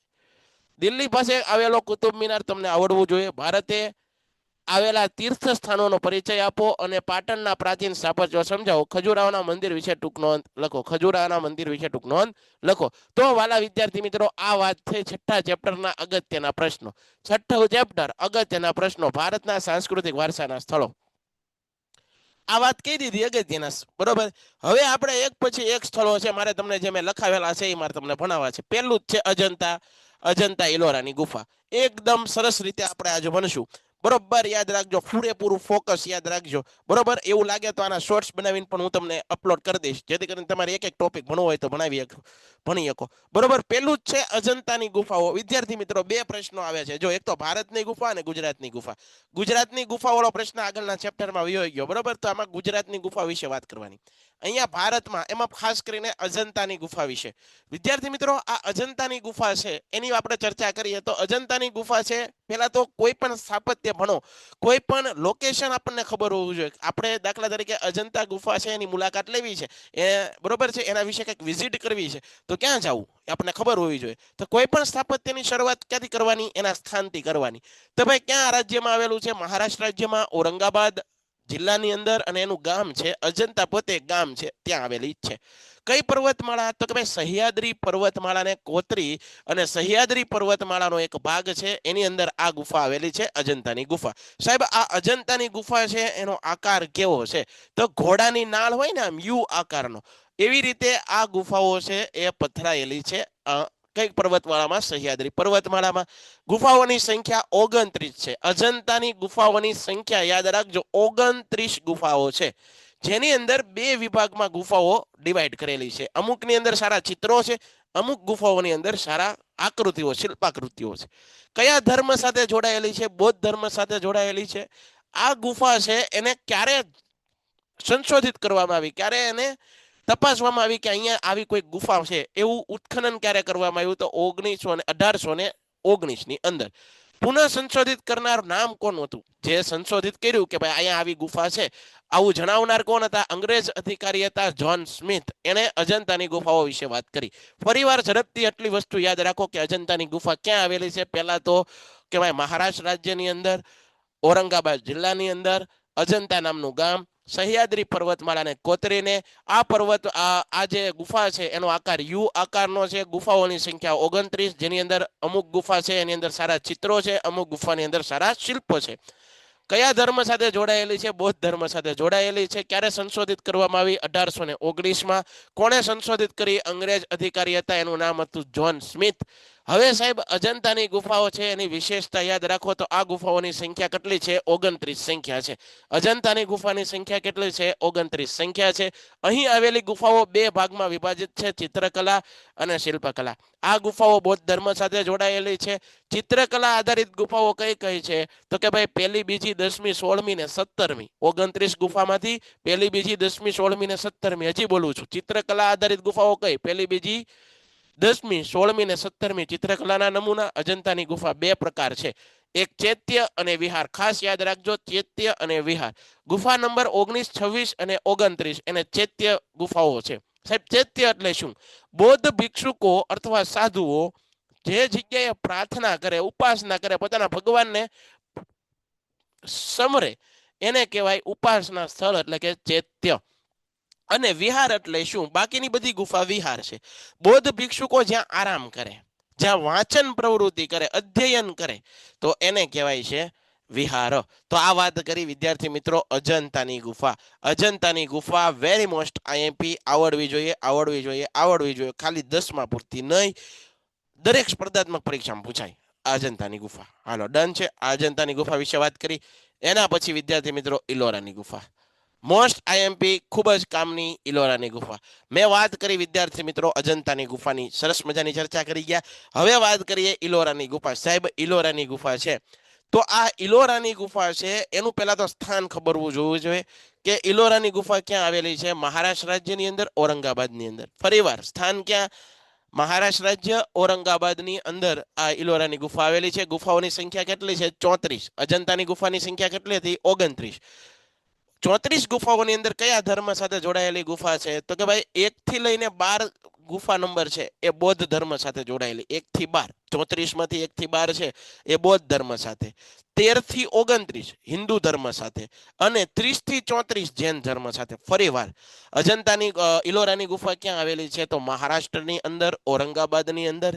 ગુફાઓની સંખ્યા કેટલી છે? 34 ગુફાઓની સંખ્યા છે. કયા ધર્મ સાથે જોડાયેલી છે? તો કે ભાઈ બૌદ્ધ ધર્મ, હિન્દુ ધર્મ અને જૈન ધર્મ સાથે. બૌદ્ધ ધર્મ સાથે જોડાયેલી ગુફા કેટલી? તો ક્યાંથી ક્યાં સુધી? તો 1 થી લઈને 12 નંબરની ગુફા છે એ બૌદ્ધ ધર્મ સાથે. 13 થી લઈને 29 નંબરની ગુફા છે હિન્દુ ધર્મ સાથે અને 30 થી લઈને 34 નંબરની ગુફા છે એ જૈન ધર્મ સાથે જોડાયેલી છે. એનું નિર્માણ ઈસવીસન 600 થી 1000 ની વચ્ચે કરવામાં આવેલું. બરોબર, આ વાત કરી એની પાયાની માહિતી. હવે વાત કરી સાહેબ આ ઇલોરાની ગુફાની અંદર કૈલાસ મંદિર આવેલું છે. Very most IMP. આ કૈલાસ મંદિર છે એ કઈ ગુફા નંબરમાં આવેલી છે? 16મા નંબરની ગુફા નંબરમાં આવેલું છે. એની લંબાઈ 50 મીટર, પહોળાઈ 33 મીટર, ઊંચાઈ 30 મીટર. ફરીવાર ઇલોરાની ગુફાની અંદર જ ગુફા નંબર 16 ની અંદર એક મંદિર આવેલું છે, કૈલાસ મંદિર. આ કૈલાસ મંદિર છે એની લંબાઈ 50 મીટર, પહોળાઈ 33 મીટર, ઊંચાઈ 30 મીટર છે. વિશેષતા એક જ પથ્થરને કોતરીને બનાવેલું મંદિર. એક જ પથ્થરને કોતરીને બનાવેલું મંદિર છે. વિશ્વનું સૌથી મોટું મોનોલિથિક. મોનોલિથિક એટલે એવું મંદિર કે એક જ પથ્થરમાંથી બનાવવામાં આવેલું હોય. આ મંદિરના નિર્માણમાં 2 લાખ ટન પથ્થરનો ઉપયોગ કરવામાં આવેલો છે. આ મંદિરનું નિર્માણ થવા માટે 100 વર્ષ જેટલો સમય લાગ્યો. આ મંદિર ઉપરથી નીચે પર્વતને કોતરીને બનાવવામાં આવેલું. ઉપરથી કોતરતા કોતરતા પાયા વગરનું મંદિર છે ટૂંકમાં. એટલે નીચે પાયો નથી બનાવવામાં આવેલો. ઉપરથી કોતરતા કોતરતા મંદિર નીચે સુધી આવે છે. આ ઉપરથી નીચે સુધી કોતરીને બનાવવામાં આવેલું. આ મંદિરનું નિર્માણ છીણી અને હથોડી વડે કરવામાં આવેલું. આ મંદિરમાં સિમેન્ટનો ઉપયોગ નથી કરવામાં આવ્યો. આ મંદિરનું નિર્માણ દક્ષિણ ભારતમાં રાષ્ટ્રકૂટ વંશના, યાદ રાખજો, રાષ્ટ્રકૂટ વંશના રાજા હતા કૃષ્ણ પ્રથમે બનાવ્યું હોવા છતાં મંદિર ઉપર ભારતની નાગર શૈલીનું બનેલું છે. આ મંદિરના આકારમાં તાજમહેલ કરતાં પણ વધારે મોટું છે. આ મંદિર આકારમાં તાજમહેલ કરતાં પણ વધારે મોટું. તો વાલા વિદ્યાર્થી મિત્રો, ઇલોરાની ગુફા મોસ્ટ આઈએમપી આવડવી પડે. હવે જુઓ ગુફાનું કન્ફ્યુઝન. વાલા વિદ્યાર્થી મિત્રો, તમને આવું કોઈ નહીં પણ આવે. તમને આ 3 ગુફાઓ કહી દીધી, અજંતા, ઇલોરા અને એલિફન્ટાની ગુફાઓ હશે તો એનું કન્ફ્યુઝન ઘણીવાર પરીક્ષામાં પૂછાવું જોઈએ અને તમે ભૂલ પડશો. ગુફાઓની અંદર પહેલા અજંતાની ગુફા છે તેની અંદર સંખ્યા કેટલી? 29 સંખ્યા છે. અજંતાની ગુફામાં કેટલી સંખ્યા છે? 29 સંખ્યા. અને કયા ધર્મ સાથે જોડાયેલું છે? બૌદ્ધ ધર્મ સાથે. હમણાં જ જોયું. ઇલોરાની ગુફા છે તો ઇલોરાની ગુફાની અંદર કેટલી સંખ્યા? 34 સંખ્યા. એ કયા ધર્મ સાથે છે? તો બૌદ્ધ ધર્મ. 1 થી 12 બૌદ્ધ ધર્મ, 13 થી લઈને 29 છે એ હિન્દુ ધર્મ, અને 30 થી 34 નંબરની ગુફા છે એ છે જૈન ધર્મ સાથે. બરોબર. એની વિશેષતા કૈલાસ મંદિર. એલિફન્ટાની ગુફાની સંખ્યા 7 છે. બરોબર છે. એ પણ બૌદ્ધ ધર્મ, અને વિશેષતા ત્રિમૂર્તિ નામની ભવ્ય મૂર્તિ આવેલી છે. તો આ વાત કરી અજંતા, ઇલોરા. હવે સાહેબ એલિફન્ટા. એલિફન્ટા નામની ગુફા ક્યાં આવેલી છે? મહારાષ્ટ્રની અંદર, મુંબઈથી 12 કિલોમીટર દૂર અરબ સાગરમાં. બરોબર. પેલા લોકેશન યાદ રહ્યો કે મહારાષ્ટ્રની અંદર, મુંબઈથી 12 કિલોમીટર દૂર અરબ સાગરની અંદર આ એલિફન્ટા નામની ગુફા આવેલી છે. ગુફાની સંખ્યા કેટલી? 7 છે. ગુફાની સંખ્યા કેટલી છે? 7 છે. અહીં ગુફાઓમાં આવેલા હાથીના શિલ્પના કારણે પોર્ટુગીઝ લોકો ત્યાંથી પસાર થતા હતા અને એને આવું જોયું ને ત્યાં એને હાથીની મૂર્તિ દેખાણી એટલે એનું નામ પાડી દીધું એલિફન્ટા. એલિફન્ટા ગુફાનું નામ એલિફન્ટા કોણે પાડ્યું? તો કે ભાઈ પોર્ટુગીઝ અથવા ફિરંગીઓએ પાડ્યું. સ્થાનિક લોકો આ ગુફાને ધારાપુરીના નામે ઓળખાય. વેરી મોસ્ટ આઈએમપી પ્રશ્ન. નીચેનામાંથી કઈ ગુફાને સ્થાનિક લોકો ધારાપુરીના નામે ઓળખાય છે? તો એને એલિફન્ટાની ગુફા કહેવામાં આવે. વિશ્વ વારસાના સ્થળોમાં આ ગુફાને સ્થાન મળ્યું 1987માં. વિશેષતા, આ ગુફાની અંદર ત્રિમૂર્તિ નામની ભવ્ય મૂર્તિ આવેલી છે. ત્રિમૂર્તિની અંદર બ્રહ્મા, વિષ્ણુ, મહેશ. આ મૂર્તિની ગણના વિશ્વની સર્વોચ્ચતમ મૂર્તિઓની અંદર થાય છે. ત્રિમૂર્તિની ભવ્ય મૂર્તિ ગુફા નંબર 1 ની અંદર આવેલી છે. ફટાફટ એકવાર ફરીવાર રિવિઝન કરાવું છું. એલિફન્ટાની ગુફા. એલિફન્ટાની ગુફા આવેલી છે મહારાષ્ટ્ર, મુંબઈથી 12 કિમી દૂર અરબ સાગરમાં. ગુફાની સંખ્યા 7 છે. નામકરણ અહીં ગુફાઓમાં આવેલા હાથીના શિલ્પના કારણે એનું નામ પડી ગયું એલિફન્ટા. પણ આ એલિફન્ટા નામ કઈ પ્રજાએ પાડ્યું? તો પોર્ટુગીઝ અથવા ફિરંગીઓએ પાડ્યું. સ્થાનિક લોકો એલિફન્ટાની ગુફાને ક્યાં નામે ઓળખાવે છે? ધારાપુરી નામે. વિશ્વ વારસાના સ્થળોમાં 1987. એની વિશેષતા શું સાહેબ? એની વિશેષતા એવી કે અહીંયા ત્રિમૂર્તિ નામની મૂર્તિ આવેલી છે અને એને વિશ્વની અંદર એનું નામ છે ગુફા નંબર 1 આ મૂર્તિમાં બ્રહ્મા, વિષ્ણુ, મહેશ નું સ્થાન છે. આ મૂર્તિની ગણના વિશ્વની સર્વોચ્ચ મૂર્તિમાં થાય છે અને ત્રિમૂર્તિ નામની ભવ્ય મૂર્તિ બરોબર 1987માં વર્લ્ડ હેરિટેજ સાઇટ ભવ્ય મૂર્તિ આવેલી છે. જે યાદ રાખજો તમે, ત્રિમૂર્તિ નામની ભવ્ય મૂર્તિ. હવે સાહેબ યાદ રાખવો, જો અહીંયા ફરીવાર કન્ફ્યુઝન તમને થઈ જાય સાહેબ કયા ધર્મની કઈ ગુફા, આ સંખ્યાઓ ખાસ યાદ રાખવાની. અજંતાની ગુફા પૂછાય, અજંતાની ગુફાની સંખ્યા પૂછાય તો વાલા વિદ્યાર્થી મિત્રો 29. અજંતાની ગુફાની સંખ્યા પૂછાય તો 29. ફરીવાર કહું છું, અજંતાની ગુફા પૂછાય ને તો અજંતાની ગુફાની સંખ્યા કેટલી છે? 29. યાદ રહ્યું? અજંતાની ગુફાની સંખ્યા કેટલી છે? 29. ઓકે. ઇલોરાની ગુફાની સંખ્યા કેટલી છે? તો ઇલોરાની ગુફાની સંખ્યા છે 34. ઇલોરાની ગુફાની સંખ્યા 34. બરોબર. અજંતાની ગુફા 29, ઇલોરાની ગુફાની સંખ્યા 34. એલિફન્ટાની ગુફાની સંખ્યા કેટલી છે? 7. એલિફન્ટાની ગુફાની સંખ્યા કેટલી છે? 7.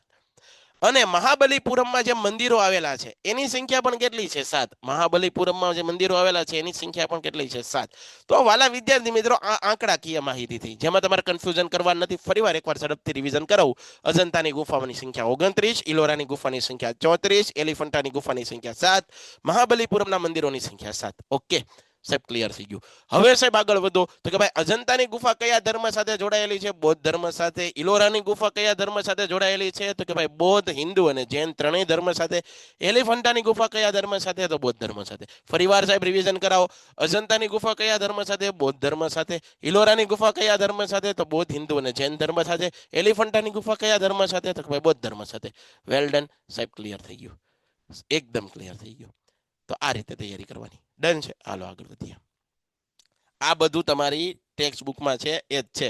તમને પીડીએફ મોકલી દીધી છે બરોબર. તમારા ગ્રુપની અંદર પીડીએફ આવી ગઈ છે.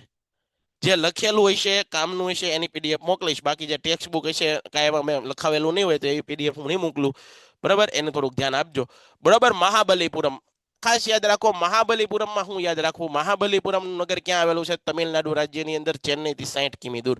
મહાબલીપુરમ નામનું જે આ સ્થાપત્ય છે, મહાબલીપુરમ નામનું જે મંદિર છે, એ ક્યાં આવેલું છે? તો કે ભાઈ તમિલનાડુ રાજ્યની અંદર ચેન્નઈ થી 60 કિમી દૂર આવેલું છે. અને એનું નિર્માણ કોણે કર્યું છે? પલ્લવ વંશ. પલ્લવ વંશના સમયમાં મહાબલીપુરમનું નિર્માણ થયેલું. ફરીવાર બોલું છું કે રાજ્ય છે તમિલનાડુ, ચેન્નઈ થી 60 કિમી દૂર છે.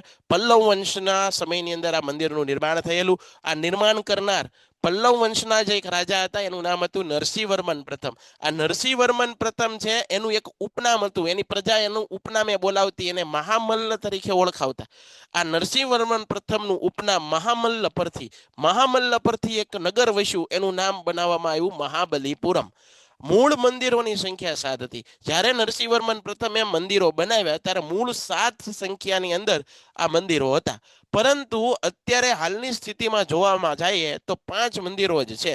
બાકીના મંદિરનો પ્રકાર કેવો છે? રથ આકારનું મંદિર છે. એની વિશેષતા હું સાહેબ, આ મંદિર રથ આકારનું છે.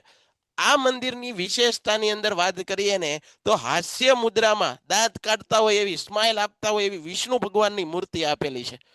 કે આ મહાબલીપુરમની અંદર હાસ્ય મુદ્રામાં વિષ્ણુની મૂર્તિ તમને જોવા મળે. મહિષાસુરનો વધ કરતું, મહિષાસુર રાક્ષસ અસુરનો વધ કરતી માં દુર્ગા દેવીની મૂર્તિ પણ આ મંદિરની વિશેષતા છે. તો આપણને મહાબલીપુરમ સરસ મજાનું આવડવું પડે. આવી રીતે તૈયારી કરવાની છે તમારે. એના પછી આગળ વધીએ, ખજુરાહોનું મંદિર. બહુ જ અગત્યનું મંદિર, ખજુરાહોનું મંદિર. સાહેબ આ ખજુરાહોનું મંદિર છે એનું પેલા લોકેશન લઈ લઈએ. તો કે ભાઈ ખજુરાહોનું મંદિર છે એ મધ્યપ્રદેશની અંદર, ખજુરાહો નામનું સ્થળ મધ્યપ્રદેશમાં છે. આ ખજુરાહો નામનું મંદિર મધ્યપ્રદેશમાં છતરપુર જિલ્લો અને ખજુરાહો નામને ખાતે આવેલું છે. એનું નિર્માણનો સમય ઈસવીસન 905 થી 1050 ના સમયગાળામાં નિર્માણ કરનાર વંશ ચંદેલ, નિર્માણ કરનાર શાસક ચંદ્રવર્મન. વિશ્વ વારસાના સ્થળોમાં એને સ્થાન ક્યારે મળ્યું? 1986માં વિશ્વ વારસાના સ્થળોમાં એને સ્થાન મળ્યું. કુલ મંદિરોની સંખ્યા 80, હાલમાં હયાત મંદિરોની સંખ્યા 25. મંદિર નિર્માણની શૈલી કઈ છે? નાગર શૈલી. આ મંદિરનું નિર્માણ કયા પથ્થરમાંથી થયું? ગ્રેનાઇટ પથ્થરમાંથી. કયા ધર્મ સાથે? શૈવ, વૈષ્ણુ અને જૈન ધર્મ સાથે. વિશેષતા 64 યોગિનીનું મંદિર મહાબલીપુરમ ખજુરાહોના મંદિરમાં આવેલું છે. 64 યોગિનીનું મંદિર ક્યાં છે? ખજુરાહોમાં. કંદેરિયા મહાદેવનું મંદિર ક્યાં છે? ખજુરાહોની અંદર. તો આ વસ્તુ આપણને આવડવી પડે, એ પણ તમારે વ્યવસ્થિત કરી નાખવાની છે. એના પછી વિદ્યાર્થી મિત્રો યાદ રાખો, કોર્ણાકનું સૂર્ય મંદિર. મોસ્ટ આઈએમપી પ્રશ્ન, કોર્ણાકનું સૂર્ય મંદિર. સાહેબ કોર્ણાકનું સૂર્ય મંદિરનું પહેલા તો લોકેશન લઈએ તો કે ભાઈ ઓડિશા રાજ્યની અંદર, પુરી જિલ્લાની અંદર, ચંદ્રભાગા નદીના કાંઠે. નિર્માણ કરનાર વંશ હતા ગંગવંશ. ગંગવંશના રાજા હતા, એનું નામ હતું નરસિંહવર્મન પ્રથમ. એના દ્વારા નિર્માણ થયેલું. મંદિરનો પ્રકાર રથ પ્રકારનો છે. આ આખું મંદિર છે એ કલિંગ શૈલીની અંદર બનાવવામાં આવેલું છે. વિશ્વ વારસાના સ્થળમાં એને 1984માં સ્થાન મળ્યું છે. મંદિરનું નિર્માણ કઈ સદીમાં થયું? તો કે ભાઈ 13મી સદીમાં થયું. અને આખું મંદિર કાળા પથ્થરમાંથી બનાવવામાં આવેલું. આથી એને કાળા પેગોડાનું મંદિર કહેવામાં આવે છે. આ મંદિર રથ આકારનું મંદિર છે. આ મંદિરનું નિર્માણ કાળા પથ્થરમાંથી થયેલું, આથી આને કાળા પેગોડાના મંદિર તરીકે ઓળખવામાં આવે છે. રથ આકારનો મંદિરની અંદર પૈડાની સંખ્યા કેટલી છે? તો 12 જેટલા પૈડા, વર્ષના 12 મહિના બતાવે. દરેક પૈડાની અંદર આરા કેટલા છે? 8 દિવસના પ્રહર બતાવે. 12 પૈડા રથના કેટલા ઘોડા ખેંચી રહ્યા છે? 7 ઘોડા ખેંચી રહ્યા છે આ 12 પૈડા વાળા રથને. તો એ 7 દિવસ છે એ અઠવાડિયાના દિવસો બતાવે. આ મંદિર રહસ્યમય મંદિર છે. આજના વિજ્ઞાનને પણ વિચારવા માટે મજબૂર કરી દે એવું મંદિર છે. આ મંદિર પૂર્વાભિમુખ છે. આ મંદિરમાં સૂર્યની પ્રતિમા. આ મંદિરમાં ગર્ભગૃહની ઉપર 52 ટનનું ચુંબક લગાડવામાં આવ્યું છે. 52 ટનનું મેગ્નેટ લગાડવામાં આવ્યું, જેથી કરીને સૂર્યની પ્રતિમા છે મુવમેન્ટ કરે. ₹10ની નવી ચલણી નોટમાં કોણાકનું સૂર્ય મંદિર છે. નરસિંહવર્મન પ્રથમે પોતાના સમયમાં 12 વર્ષના રાજ્ય કરમાંથી આ મંદિરનું નિર્માણ કરાવ્યું. તો આ કોણાકનું સૂર્ય મંદિર વેરી મોસ્ટ આઈએમપી તમને છે, આવડવું પડે. વ્યવસ્થિત પાકું કરીને પરીક્ષામાં જવાનું. આગળ વધીએ વિદ્યાર્થી મિત્રો. કોણાકનું સૂર્ય મંદિર તો સાહેબ ભણાવ્યું, સાથે સાથે મોઢેરાનું સૂર્ય મંદિર ફટાફટ બનાવી ગયો.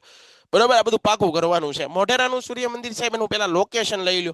કોઈ પણ વસ્તુ, કોઈ પણ સ્થાપત્ય, કોઈ પણ સાંસ્કૃતિક વારસાનું સ્તર, એનું લોકેશન આપણને આવડવું પડે.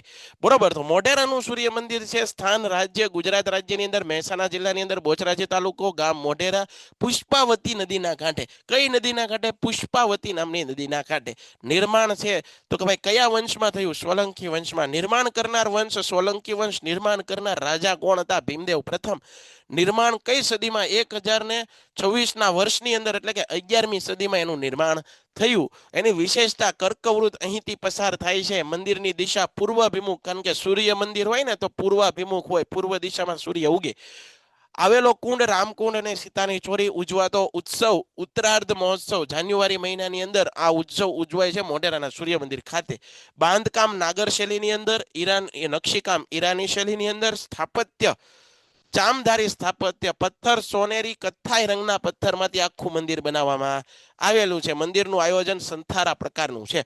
સૂર્યનું પ્રથમ કિરણ મંદિરના ગર્ભગૃહમાં પ્રવેશતાની સાથે આખું મંદિર ઝળહળી ઉઠે છે. હાલમાં મોઢેરાનો પ્રથમ સૌર ઉર્જા ગામ તરીકે વિકસાવવાનું એક ટાર્ગેટ નક્કી કરવામાં આવ્યો છે. તો આ વાત કરી મોઢેરાના સૂર્ય મંદિર વિશે. ઓકે, એના પછી વિદ્યાર્થી મિત્રો બૃહદેશ્વરનું મંદિર. બૃહદેશ્વરનું મંદિર તમારા માટે ખૂબ જ અગત્યનું.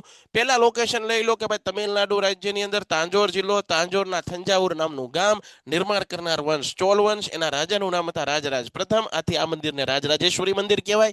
કયા દેવને સમર્પિત છે? મહાદેવ, બરોબર, ભગવાન શંકરને સમર્પિત છે. 11મી સદીમાં બન્યું. સમયગાળો 1003 થી 1010. કયા ધર્મ સાથે? શૈવ ધર્મ. શૈવ એટલે કે શંકર ભગવાનનું મંદિર છે. રાજરાજેશ્વરી મંદિર 500 ફૂટની ઊંચાઈ છે, પહોળાઈ 250 ફૂટ છે, ઊંચાઈ 200 ફૂટ છે અને શૈલી દ્રવિડ શૈલી. વાહ વાહ.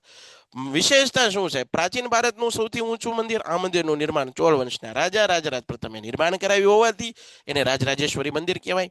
આ મંદિરની વિશેષતા એ છે કે આનો પડછાયો ક્યારે પૃથ્વી પર પડતો નથી. સાહેબ, આને કહેવાય ભણ્યા કહેવાય. આને શું કહેવાય? ફાસ્ટ રિવિઝન કર્યું કહેવાય. આવી રીતે રિવિઝન કરવાનું. ડન છે? તો આવડવું જોઈએ. આગળ સાહેબ ફટાફટ જોઈએ કુતુબ મિનાર. તો કુતુબ મિનાર ક્યાં આવેલું છે? દિલ્હી ખાતે આવેલો છે. વિસ્તાર મોહરોલી વિસ્તારની અંદર કુતુબ મિનાર આવેલો છે. દિલ્હીના મોહરોલી વિસ્તાર. નિર્માણ 1192માં. સદી પૂછે તો 12મી સદી. સમયગાળો સલ્તનત યુગ છે. એના સમયમાં આ કુતુબ મિનારનું નિર્માણ થયું. નિર્માણની શરૂઆત ગુલામ વંશ અથવા એને મામલુક વંશ પણ કહેવાય અને એના કુતુબુદ્દીન એબકે આ કુતુબ મિનારનું નિર્માણ કાર્ય શરૂ કરાવેલું. વિશ્વ ધરોહરને સ્થાન 1993. નિર્માણ કયા પથ્થરમાંથી? લાલ અને આરસના પથ્થરમાંથી બનાવવામાં આવેલું. ઊંચાઈ 72.5 મીટર, ઘેરાવો 13.75 મીટરનો છે. બરોબર છે. વિશેષતા શું છે? તો કે ભાઈ ઇસ્લામ પ્રચારના ઉદ્દેશથી આ સ્થાપત્યનું નિર્માણ કરવામાં આવેલું. આ મિનારાના નિર્માણ ગુલામ વંશ, મામલુક વંશ અને કુતુબુદ્દીન એબક દ્વારા નિર્માણ કરવામાં આવેલું. આ સ્થાપત્યનું નિર્માણ ઇન્ડો ઇસ્લામિક શૈલીની અંદર કરવામાં આવેલું. કુતુબ મિનાર પવિત્ર કુરાનની આયાતો અરબી અને નાગર લિપિમાં નિર્માણ કરવામાં આવી છે. વિદ્યાર્થી મિત્રો એક વસ્તુ અહીંયા ખાસ યાદ રાખજો કુતુબ મિનારની અંદર કે ભાઈ માળની સંખ્યા 5 છે. કુતુબ મિનારની અંદર કેટલા માળ છે? 5 સંખ્યા. શરૂઆત કરી હતી ને નિર્માણ કરવાની ત્યારે કુતુબુદ્દીન એબકે નિર્માણ કર્યું હતું. બરોબર, પહેલો માળ છે કુતુબુદ્દીન એબકે બનાવ્યો. બાકીના 3 માળ એનો જમાઈ, વિચાર કરો જમાઈ હારો કહેવાય. 3 માળ ઇલ્તુત્મિશે બનાવ્યા અને 5મો માળ ફિરોજ શાહ તુગલકે બનાવ્યો. તો આ પણ વાત કરો કુતુબ મિનાર વિશે, કુતુબુદ્દીન એબક વિશે વાત કરી. સાહેબ લાલ કિલ્લો. લાલ કિલ્લાનું યાદ રાખો કે ભાઈ દિલ્હીની અંદર આવેલો છે. લાલ કિલ્લો ક્યાં આવેલો? દિલ્હીની અંદર. નિર્માણ 1638 થી 1648 ની અંદર. નિર્માણ થતા કેટલો સમય લાગ્યો? 9 વર્ષ જેટલો સમય. નિર્માણ કરનાર મુગલ બાદશાહ હતા શાહજહાં. કઈ નદીના કાંઠે? દિલ્હી યમુના નદીના કાંઠે, યમુનાના કાંઠે. કઈ પર્વતમાળા કોતરીને? રાયસિન્હાની ટેકરીઓ. કિલ્લો બનાવનાર ઉસ્તાદ કોણ હતા? આર્કિટેક્ટ કોણ હતા? તો ઉસ્તાદ હમીદ અને ઉસ્તાદ અહેમદ. કિલ્લાની સામે કયું શહેર? શાહજહાબાદ, દિલ્હી. વિશેષતા શું સાહેબ? લાલ કિલ્લાના દરવાજાની સંખ્યા 5 છે. લાલ કિલ્લાનો મુખ્ય દરવાજો લાહોરી દરવાજો કહેવાય. લાલ કિલ્લામાં શું શું આવેલું છે કે જે જોવા જેવું જોઈએ? દીવાને આમ, દીવાને ખાસ, રંગમહેલ, મુમતાઝનો શીશ મહેલ, મીના બજાર, મુગલ ગાર્ડન, મયુરાસન, નાદિર શાહે ઈરાનમાં લઈ ગયો અને મોતી મસ્જિદ આવેલી છે. વિશ્વ વારસાના સ્થળોની યાદીમાં 2007માં 500 રૂપિયાની ચલણી નોટમાં લાલ કિલ્લાને સ્થાન આપવામાં આવેલું છે. આ વાત કરી લાલ કિલ્લા વિશે. ડન છે? બરાબર, તો એના પછી આપણે આગળ વધીએ. ઘણી વખત વિદ્યાર્થી મિત્રો આ પણ વસ્તુ તમારે યાદ રાખવી જોઈએ. આ વધારાની માહિતી છે, તમારે પરીક્ષામાં નહીં પૂછાય છતાં પણ અહીંયા તમને આપી દીધી. જ્યારે ભણાવતા હોય ત્યારે વ્યવસ્થિત ભણી લેવું જોઈએ. બરાબર. 10 રૂપિયાની ચલણી નોટમાં કોણાર્કનું સૂર્ય મંદિરને સ્થાન છે. ફરીવાર કયા ચલણી નોટમાં કયા સ્થાપત્યને સ્થાન છે એવો ટોપિક છે આખો. 10 રૂપિયાની ચલણી નોટમાં કોણાર્કનું સૂર્ય મંદિર, 20 રૂપિયાની ચલણી નોટમાં ઇલોરાની ગુફા, 50 રૂપિયાની ચલણી નોટમાં હમ્પી સ્મારક, 100 રૂપિયાની ચલણી નોટમાં રાણકી વાવ, 200 રૂપિયાની ચલણી નોટમાં સાંચીનો સ્તૂપ, 500 રૂપિયાની ચલણી નોટમાં લાલ કિલ્લો, 2000 રૂપિયાની ચલણી નોટમાં મંગળયાન હાલમાં અત્યારે બંધ થઈ ગઈ છે 2000 બરાબર. બીજી વસ્તુ તમને ઘણી વખત આવા સ્થળો પૂછાય કે ભાઈ સાંચી નામનું સ્થળ ક્યાં આવેલું છે મધ્યપ્રદેશમાં, હમ્પી નામનું સ્થળ ક્યાં આવેલું છે કર્ણાટકમાં, સારનાથ નામનું સ્થળ ક્યાં આવેલું છે ઉત્તર પ્રદેશ, પટ્ટદકલ ક્યાં આવેલું છે કર્ણાટક. ફરી વાર કહું, સાંચી મધ્યપ્રદેશ, હમ્પી કર્ણાટક, સારનાથ ઉત્તર પ્રદેશ અને પટ્ટદકલ કર્ણાટક. ઓકે. દિલ્હીમાં આવેલો લાલ કિલ્લો શાહજહાએ બનાવેલો, મુગલ વંશના હતા. દિલ્હીમાં આવેલો લાલ કિલ્લો છે ને એ શાહજહાએ બનાવેલો. પરંતુ આગ્રાની અંદર પણ એક લાલ કિલ્લો છે. આ આગ્રા ઉત્તર પ્રદેશમાં જે લાલ કિલ્લો આવ્યો કોણે બનાવ્યો? અકબર, એ પણ મુગલ વંશના હતા.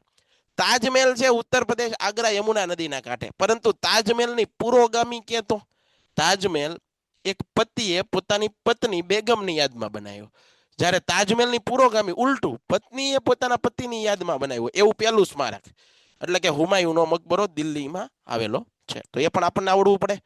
બરોબર. લાલ કિલ્લો દિલ્હીની અંદર શાહજહાએ બનાવ્યો, લાલ કિલ્લો આગ્રાની અંદર અકબરે બનાવ્યો, હુમાયુનો મકબરો હુમાયુના પત્ની હમીદા બેગમ. હુમાયુનામાં આત્મકથા હુમાયુની બહેન ગુલબેદન બેગમે લખી. જો બે જગ્યાએ કન્ફ્યુઝન થાય, જો આવી રીતે ભણાય. સ્પર્ધાત્મક પરીક્ષાની તૈયારી કરતો હોય આ રીતે કરે. હુમાયુનો મકબરો ક્યાં આવેલો? દિલ્હીની અંદર. હુમાયુના પત્ની હતા, એનું નામ હતું હમીદા બેગમ, એણે બનાવ્યો હુમાયુનો મકબરો. પરંતુ હુમાયુની આત્મકથા લખીને હુમાયુની બહેન હતા, એનું નામ હતું ગુલબદન બેગમ, એણે એની આત્મકથા લખી. તો વાલા વિદ્યાર્થી મિત્રો, આવી રીતે તમારે તૈયારી કરવી જોઈએ. તો આજે જે મારે તમને કહેવું હતું એ મેં તમને વ્યવસ્થિત રીતે કહેવામાં સફળ રહ્યો છું. બરોબર. મારાથી બનતી હતી એટલે મેં ફટાફટ તમને ક્વિક રિવિઝન કરાવ્યું ચેપ્ટર નંબર 6 નું.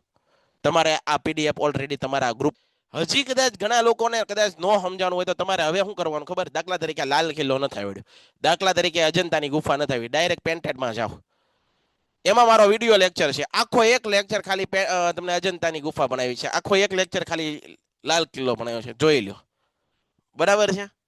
તો વાલા વિદ્યાર્થી મિત્રો, આજે આપણે અહીંયા આ જ સમયે આ 2 ચેપ્ટરના રિવિઝન પૂરા કર્યા છે. એટલે હવે ગણીએ ને તો 6 ચેપ્ટર આપણા રેપિડ રિવિઝનમાં પૂરા કર્યા છે.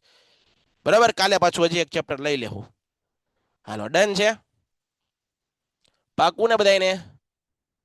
પેન્ટેડ એપ્લિકેશન ધોરણ 6 થી 12ના વિદ્યાર્થીઓ માટે અપડેટ થઈ ચૂકી છે. આ એપ્લિકેશનમાં શું છે? બધા જ વિષયના વિડીયોઝ છે. ગુજરાતની બેસ્ટ ફેકલ્ટી દ્વારા લાઈવ લેક્ચર્સ છે, આઈએમપી પ્રશ્ન છે, ટેસ્ટ સિરીઝ છે અને ગુજરાતના તમામ વિદ્યાર્થીઓ સાથે તમે તમારી કમ્પેરિઝન કરી શકો છો. ગેમિફિકેશન છે અને બીજું ઘણું બધું. તો તમે એપ્લિકેશન ડાઉનલોડ ન કરી હોય તો ડિસ્ક્રિપ્શનમાં લિંક આપી છે, હમણાં જ પ્લે સ્ટોર ઉપર જાઓ અને એપ્લિકેશન ડાઉનલોડ કરો. ઘરે બેઠીને સરસ મજાનું ગુજરાતની જોરદાર ફેકલ્ટી સાથે ભણો, સારા માર્ક્સે પાસ થાઓ.